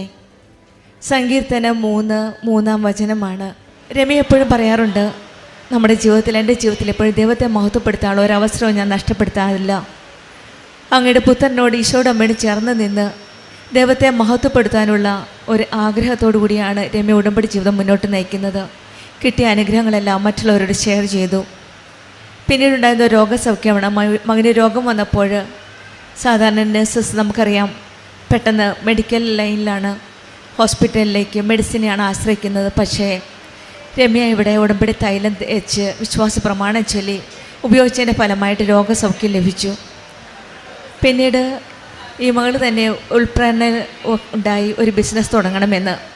സ്റ്റെപ്പ് ബൈ സ്റ്റെപ്സ് അമ്മ മാതാവ് തന്നെ ഈ മകളെ കൈപിടിച്ച് മുന്നോട്ട് നയിക്കുകയാണ്. അങ്ങനെ ഒരു ബിസിനസ് സ്റ്റാർട്ട് ചെയ്തു. പിക്കിൾ സ്വന്തം കൈകൊണ്ട്. മോൾ പറയുന്നത്, എനിക്ക് അത്ര വശമൊന്നുമില്ല കുക്കിങ്ങിനൊന്നും, പക്ഷെങ്കിൽ അമ്മ മാതാവിൻ്റെ വെഞ്ചരിച്ച നിറച്ച് ഉപ്പിട്ട് വിശ്വാസത്തോടെ പ്രാർത്ഥിച്ചാണ് ഞാൻ എല്ലാ കാര്യവും ചെയ്തിരുന്നത്. അതിൻ്റെ ഫലമായിട്ടാണ് ഒരു ദൈവത്തിനെ മഹത്വപ്പെടുത്താനായിട്ടുള്ള ഒരു കൃപ എനിക്ക് നൽകിയെന്നാണ് മഹത്വപ്പെടുത്തുന്നത്.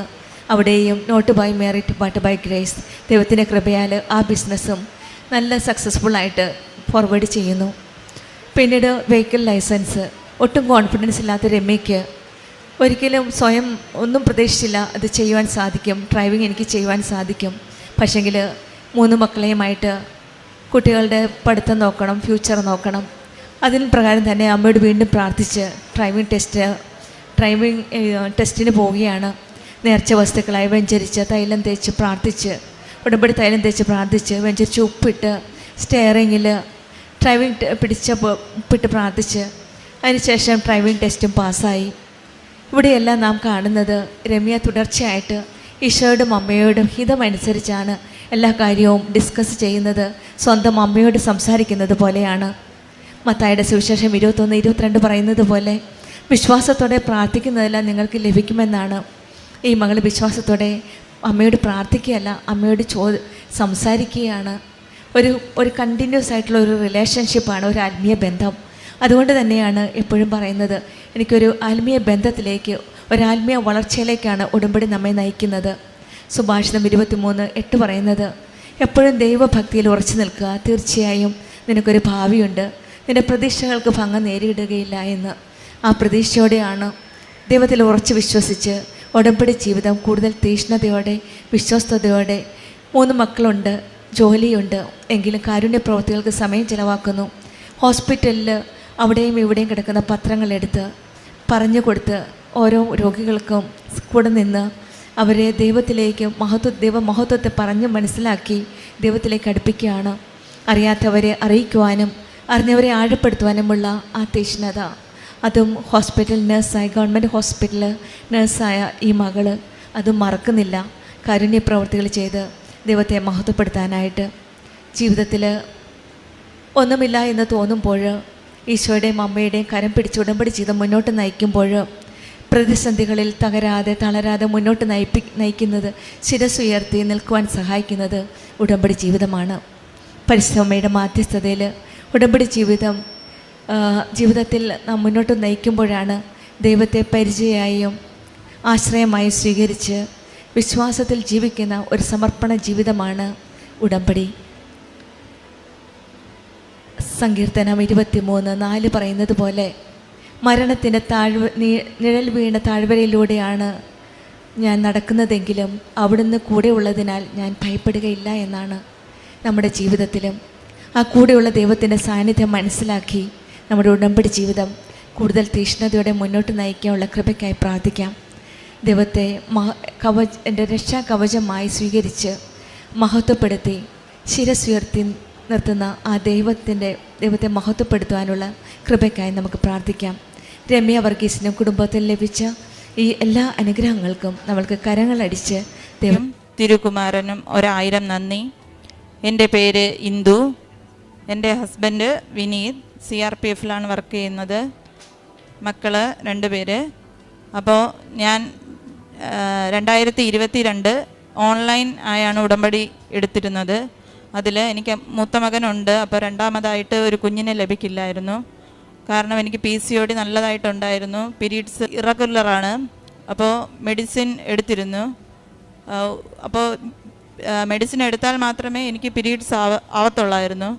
അങ്ങനെ ഒരു മെഡിസിൻ എടുത്ത സമയത്ത് ഡോക്ടർ ഫോളിക്കിൾ സ്റ്റഡി ചെയ്തപ്പോൾ പറഞ്ഞു എനിക്ക് എഗ്ഗ് വളർച്ചയില്ല. അപ്പോൾ എന്തായാലും ഹസ്ബൻഡിന് തിരിച്ചു പോകണം. അപ്പോൾ ഈ മാസം എന്തായാലും നടക്കത്തില്ല, നിനക്ക് ഈ മാസം കുഞ്ഞിനെ കിട്ടത്തില്ല എന്ന് തന്നെ ഡോക്ടർ എന്നോട് പറഞ്ഞു. പക്ഷേ ഞാൻ സ്കാൻ ചെയ്ത സമയത്ത് എൻ്റെ വയറ്റിൽ കൈവച്ച് ഞാൻ വിശ്വാസപ്രമാണം ചൊല്ലിയിരുന്നു.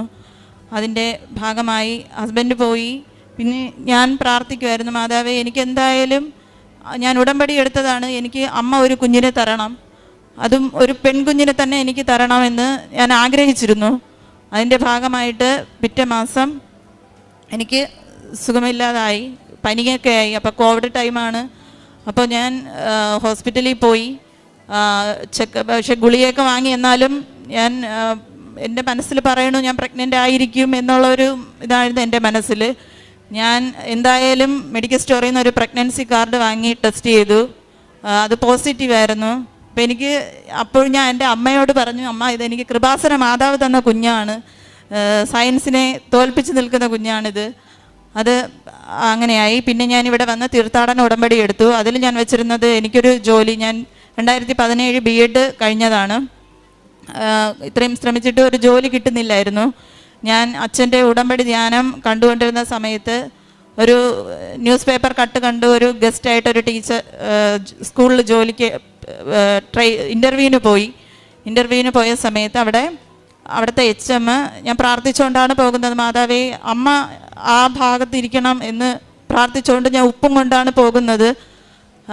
ഉപ്പ് എൻ്റെ കയ്യിൽ തന്നെ ഉണ്ടായിരുന്നു. ഇൻ്റർവ്യൂവിന് HM അടുത്ത് കയറി. എന്നെ പഠിപ്പിച്ചിരുന്ന ഒരു ടീച്ചറായിരുന്നു. അപ്പോൾ ആ ടീച്ചർ ഉടുത്തിരുന്നത് ഒരു ഗ്രേ കളർ സാരി ആയിരുന്നു. അപ്പം ഞാൻ എൻ്റെ മനസ്സിൽ ഉറപ്പിച്ചു എനിക്ക് കിട്ടും എന്ന് ഉറപ്പിച്ചിരുന്നു. ഞാൻ പിറ്റേ ദിവസം അച്ഛൻ്റെ ധ്യാനം കൂടിക്കൊണ്ടിരുന്ന സമയത്ത് എന്നെ സ്കൂളിൽ നിന്ന് വിളിക്കുകയാണ്, ടീച്ചർ വരണം, ഇപ്പോൾ തന്നെ വന്ന് ജോയിൻ ചെയ്യണമെന്ന് പറഞ്ഞു. അങ്ങനെ ഞാൻ അവിടെ പോയി ജോയിൻ ചെയ്ത്. അപ്പോൾ ഗസ്റ്റായിട്ടാണ്, 1 വർഷമാകുമ്പോൾ അത് ഇറങ്ങണം.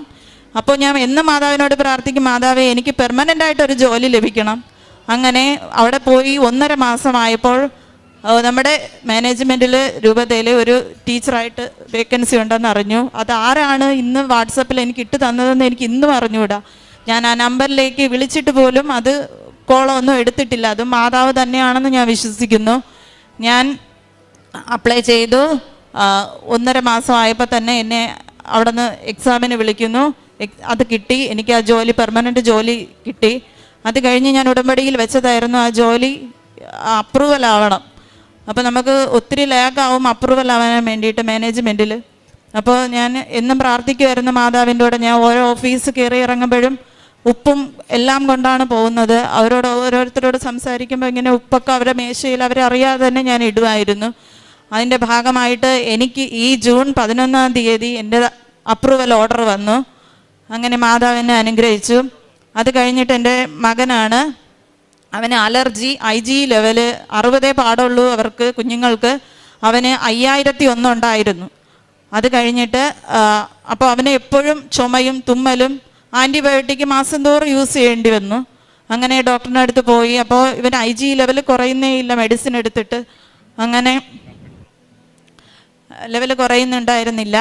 അങ്ങനെ അപ്പോൾ അവർ പറഞ്ഞു ഇനി ഇതിൽ നിന്നില്ലെങ്കിൽ സ്പ്രേ ചെയ്യേണ്ടി വരും, അങ്ങനെയാണ് പറഞ്ഞിരുന്നത്.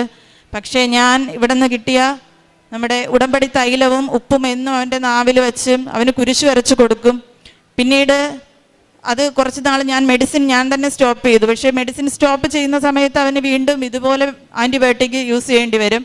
പക്ഷേ ഞാൻ മാതാവിനെ സമർപ്പിച്ച് അവന് ഞാൻ സ്റ്റോപ്പ് ചെയ്തു. ഇതുവരെ ഇപ്പോൾ ഏകദേശം 1 വർഷത്തോളമായി അവന് അലർജി മെഡിസിനോ ആൻറ്റിബയോട്ടിക്കോ ഉപയോഗിക്കേണ്ടി വന്നിട്ടില്ല. അത് മാതാവിൻ്റെ വലിയൊരു അനുഗ്രഹം തന്നെയാണ്. അതുപോലെ തന്നെയാണ് ഹസ്ബൻഡ് CRPF പ്രൊമോഷൻ ആവണ ട്രെയിനിങ് സമയത്ത് വയറുവേദന വന്നു. ഹസ്ബൻഡിന് കിഡ്നിയിൽ സ്റ്റോൺ ഉണ്ട്. അപ്പം അതിൻ്റെ പെയിൻ നന്നായിട്ടുണ്ടായിരുന്നു. അപ്പോൾ ഞാൻ ഇവിടെ വന്ന് തീർത്ഥാടന ഉടമ്പടി എടുത്ത സമയത്ത് ഇവിടുത്തെ ഉടമ്പടിത്തെല്ലാം ഹസ്ബൻഡിന് കൊടുത്തു വിടും. അങ്ങനെ ഞാൻ പറഞ്ഞു ഒന്നുകൊണ്ട് പേടിക്കേണ്ട, ആ ഉടമ്പടി തൈലം വയറ്റിലേക്ക് പുരട്ടിയാൽ മതിയെന്ന് പറഞ്ഞു. അങ്ങനെ അത് പുരട്ടി വയറുവേദന മാറി. ഇവിടെ വന്ന് സ്കാൻ ചെയ്ത സമയത്ത് കിഡ്നിയിൽ ഒരു സ്റ്റോണും ഇല്ലാതെ ദൈവം വളരെ മനോഹരമായി അനുഗ്രഹിച്ചു. ഇത്രയും അനുഗ്രഹം തന്ന ഈശോയ്ക്കും അമ്മയ്ക്കും 1000 നന്ദി. പത്രം പ്രേക്ഷിത പ്രവർത്തനമായിട്ട് ഞാൻ ചെയ്യുന്നത് ഇവിടുന്ന് പത്രം വാങ്ങിക്കൊണ്ട് പോവും. അത് ബസ് സ്റ്റോപ്പിൽ പോയി എല്ലാവർക്കും കൊടുക്കും. ചിലവരൊന്നും വാങ്ങാറില്ല, എന്നാലും ഞാൻ പ്രാർത്ഥിച്ചുകൊണ്ട് കൊടുക്കാറുണ്ട്. കാരുണ്യ പ്രവൃത്തി, ഞാൻ വൃദ്ധസദനത്തിൽ പോയി അവർക്ക് അമ്മമാരോട് കുറച്ച് നേരം ഇരിക്കും. അവർക്കത് വലിയ സന്തോഷമാണ്. പിന്നെ എന്നാൽ കഴിയുന്ന സഹായം ഞാൻ ചെയ്യാറുണ്ട്. അതുപോലെ സ്കൂളിൽ ഒത്തിരി പാവപ്പെട്ട കുട്ടികളുണ്ട്. അപ്പോൾ അവർക്ക് കഴിയുന്ന വിധത്തിലുള്ള സഹായങ്ങളും ഞാൻ ചെയ്യാറുണ്ട്. പ്രാർത്ഥന, കുടുംബ പ്രാർത്ഥന എന്നും ചെയ്യാറുണ്ട്. ജപമാല ചൊല്ലാറുണ്ട്. അതോടൊപ്പം പള്ളിയിലും എന്നും സജീവമായി പങ്കെടുക്കാറുണ്ട്. എല്ലാം തന്നെ ഈശോയ്ക്കും അമ്മയ്ക്കും 1000 തന്നെ. ഇനിയും ഞാൻ എൻ്റെ ഉടമ്പടിയിൽ തന്നെ ഞാൻ മരണം വരെയും ജീവിക്കും. മരുഭൂമിയിൽ ജലവും ഉണങ്ങിയ നിലത്തരുവികളും ഞാൻ ഒഴുക്കും. നിന്റെ സന്തതികളുടെ മേൽ എൻ്റെ ആത്മാവും നിന്റെ മക്കളുടെ മേൽ എൻ്റെ അനുഗ്രഹവും ഞാൻ വർഷിക്കും. യെശയ്യാ പ്രവാചകൻ്റെ പുസ്തകം 44-ാം അധ്യായം 3-ാം വചനമാണ്. 4.5 വർഷമായി കുഞ്ഞുങ്ങളില്ലായിരുന്നു. സെക്കൻഡ് ചൈൽഡിന് വേണ്ടി ശ്രമിച്ചു. പക്ഷേങ്കിൽ മെഡിക്കൽ ഫീൽഡിൽ വളരെ ഡിഫിക്കൽട്ടാണെന്നാണ് ഡോക്ടേഴ്സ് പറഞ്ഞ. കാരണം PCOD ഉണ്ട്, എഗ്ഗിന് വളർച്ചയില്ല, പീരിയഡ്സ് ഇറഗുലറാണ്. അങ്ങനെ മെഡിക്കൽ ലെവലിൽ നോക്കിയെങ്കിൽ വളരെ ലെസ് ചാൻസാണ്. പക്ഷേങ്കിൽ ഈ മകള് ഓൺലൈൻ ഉടമ്പടി എടുത്ത് വിശ്വാസ പ്രമാണം ചൊല്ലി പ്രാർത്ഥിച്ചതിൻ്റെ ഫലമായിട്ട് ഇന്ന് ഈ കുഞ്ഞു വാവ ഇവർക്ക് ഈ കുടുംബത്തിൽ ലഭിക്കുകയാണ്. അത് ഈശോയുടെ ഒരു വലിയ അനുഗ്രഹമായിട്ടാണ് ഈ മക്കൾ സാക്ഷ്യപ്പെടുത്തുന്നത്. പിന്നീട് ഈ മകൾ തന്നെ ഇവിടെ വന്ന് തീർത്ഥാടന ഉടമ്പടി എടുക്കുകയാണ്. 8 വർഷം ഒരു ജോലിക്ക് വേണ്ടി ശ്രമിച്ചു. ആദ്യമായിട്ട് ഒരു ടെമ്പററി ജോലിയാണ് കിട്ടിയത്. 2017 BEd കംപ്ലീറ്റ് ആയ ഈ മകൾ ഒരു ധ്യാന സമയത്ത്, ചൊവ്വാഴ്ച ഉടമ്പടി ധ്യാന സമയത്ത് എവിടെ നിന്നോ ന്യൂസ് പേപ്പറിൽ നിന്ന് കിട്ടിയ ഒരു കട്ടൗട്ടിൽ കണ്ട് അഡ്വർടൈസ്മെൻറ്റ് കണ്ട് ജോലിക്ക് ആപ്ലിക്കേഷൻ അയച്ചു. അങ്ങനെ അവിടെ ആ ജോലി ലഭിക്കുകയും പിന്നീട് ആ ജോലി ലഭിച്ചതിന് ശേഷം 1.5 മാസത്തിനുള്ളിൽ ആരോ ഒരു വ്യക്തി ഫോണിൽ വിളിച്ചു പറഞ്ഞു ഒരു വേക്കൻസി ഉണ്ട് എന്ന്. അതിപ്പോഴും അറിയില്ല ആരാണ് വിളിച്ചത്. ആ ഫോൺ നമ്പറിൽ തിരിച്ച് വിളിക്കുമ്പോൾ റെസ്പോണ്ട് ചെയ്യണില്ല. അത് ഈ മകൾ വിശ്വസിക്കുന്നത് പരിശുദ്ധ അമ്മ, കൃപാസനം അമ്മ തന്നെ, സഞ്ചാരി മാതാവ് തന്നെയാണ് ഈ മകളെ ഫോണിൽ വിളിച്ച് ആ വേക്കൻസിയുടെ കാര്യം അറിയിച്ചതെന്നാണ്. അങ്ങനെ ആ വേക്കൻസിക്ക് വേണ്ടി അപ്ലൈ ചെയ്തപ്പോൾ അവിടെയും പരിശുദ്ധ അമ്മയുടെ ഒരു വലിയ സാന്നിധ്യമാണ്. ഇൻ്റർവ്യൂവിന് പോയപ്പോഴൊക്കെ പരിശുദ്ധ അമ്മയുടെ, കൃപാസനം അമ്മയുടെ ഗ്രേ കളറിലുള്ള ഡ്രസ്സ് കാണാൻ സാധിക്കുകയും അമ്മയുടെ സാന്നിധ്യം മനസ്സിലാക്കാൻ സാധിക്കുകയും ചെയ്തു. അങ്ങനെ ആ ഒരു ഫോൺ കോളിൽ ആര് വിളിച്ച ഫോണെന്നറിയില്ല, തിരിച്ച് വിളിക്കുമ്പോൾ റെസ്പോണ്ടില്ല. ആരായാലും ഈ മകൾ വിശ്വസിക്കുന്ന സഞ്ചാരി മാതാവ് തന്നെയാണ്, കൃപാസനം അമ്മ തന്നെയാണ് ആ ജോലി നൽകിയെന്നാണ്. അങ്ങനെ ആ ഇൻ്റർവ്യൂ പാസ്സാവുകയും പെർമനൻ്റായിട്ട് ഒരു നല്ലൊരു ഗവൺമെൻറ് സ്കൂളിൽ സ്കൂൾ ടീച്ചറായിട്ട് അപ്പോയിൻമെൻറ്റ് കിട്ടുകയും ചെയ്തു. അതൊരു പെർമനൻറ്റ് ജോബാണ്. അവിടെയും ഈശോയുടെ അമ്മയുടെ ഒരു വലിയ കൃപയായിട്ടാണ് ഈ മകൾ സാക്ഷ്യപ്പെടുത്തുന്നത്. മകൻ്റെ കാര്യമാണ്, അലർജി ഉണ്ടായിരുന്നു, ചുമയും തുമ്മലും വളരെ ബുദ്ധിമുട്ടായിരുന്നു. പല ട്രീറ്റ്മെൻറ്റ് ചെയ്തെങ്കിലും അതിനൊന്നും ഫലമുണ്ടായില്ല. പിന്നീട് പരിശുദ്ധ അമ്മയുടെ ഉടമ്പടി തൈലം തേച്ച് വിശ്വാസ പ്രമാണം ചൊല്ലി പ്രാർത്ഥിച്ചതിൻ്റെ ഫലമായിട്ട് ഈ മകൻ്റെ അലർജി പൂർണ്ണമായിട്ട് സൗഖ്യപ്പെട്ടതായിട്ടാണ് ഈ മകൾ സാക്ഷ്യപ്പെടുത്തുന്നത്. അതുപോലെ തന്നെയാണ് ഹസ്ബൻഡ് CRPF ജോലി ചെയ്യുന്നതാണ്. അവിടെ വെച്ച് കിഡ്നി സ്റ്റോണെന്ന് സജസ്റ്റ് ചെയ്തപ്പോൾ ഡോക്ടർ പറഞ്ഞപ്പോഴും ഈ മകൾ വെഞ്ചരിച്ച ഉടമ്പടി ഉപ്പും കൃപാസനം ഉടമ്പടി തൈലവും തേച്ച് വിശ്വാസ പ്രമാണം ചൊല്ലി പ്രാർത്ഥിച്ചു. അതിൻ്റെ ഫലമായിട്ട് തന്നെ പിന്നീട് ചെക്ക് ചെയ്തപ്പോൾ കിഡ്നി സ്റ്റോൺ ഇല്ല എന്നാണ് ഡോക്ടർ പറഞ്ഞത്. ഇവിടെയെല്ലാം നാം കാണുന്നത് ഈശോയുടെയും അമ്മയുടെയും മക്കൾ ചേർന്ന് നിൽക്കുമ്പോൾ വരണ്ട മരുഭൂമിയിൽ ജലവും ഉണങ്ങിയ നിലത്ത് അരുവികളും തുറന്നു നൽകുന്ന, ഒഴുക്കുന്ന ഒരു ദൈവത്തിൻ്റെ സാന്നിധ്യമാണ് ഉടമ്പടി മക്കളുടെ ജീവിതത്തിൽ നമുക്ക് കാണുവാൻ സാധിക്കുന്നത്. അവരുടെ മേലും അവരുടെ സന്തതികളുടെ മേലും മക്കളുടെ മേലും അനുഗ്രഹം വർഷിക്കുന്ന ആ ദൈവത്തിൻ്റെ സ്നേഹവും കരുണയും കൃപാസനം അമ്മയുടെ സംരക്ഷണവും സഞ്ചാരി മാതാവിൻ്റെ കൂടെയുള്ള അതേ സാന്നിധ്യവുമാണ് നമ്മുടെ ഉടമ്പടി മക്കളുടെ ജീവിതത്തിൽ കാണുവാൻ സാധിക്കുന്നത്. ഈ മകൾ ഇന്ദു ഈശോയുടെ അമ്മയോടും ചേർന്ന് നിന്നപ്പോഴാണ് ആ ദൈവത്തിൻ്റെ സാന്നിധ്യം മനസ്സിലാക്കാനും സംരക്ഷണം മനസ്സിലാക്കാനും സ്നേഹവും കരുണയും കൃപയും ഒക്കെ ലഭിക്കുവാൻ സാധിച്ചത്. ഉടമ്പടിയിൽ നമുക്ക് നമ്മുടെ ജീവിതത്തിൽ കൃപാസനം ഉടമ്പടി വഴി അമ്മയുടെ ഇടപെടലിലൂടെ ദൈവത്തിൻ്റെ ആത്മാവും അനുഗ്രഹവും നമ്മിൽ നിറയ്ക്കുവാനും ആ കൃപയിൽ ജീവിതം മുന്നോട്ട് നയിക്കുവാനുള്ള അനുഗ്രഹത്തിനായി നമുക്ക് പ്രാർത്ഥിക്കാം. ഇന്ദുവിനും കുടുംബത്തിനും ലഭിച്ച എല്ലാ അനുഗ്രഹങ്ങൾക്കും നമുക്ക് കരങ്ങളടിച്ച് ദൈവത്തെ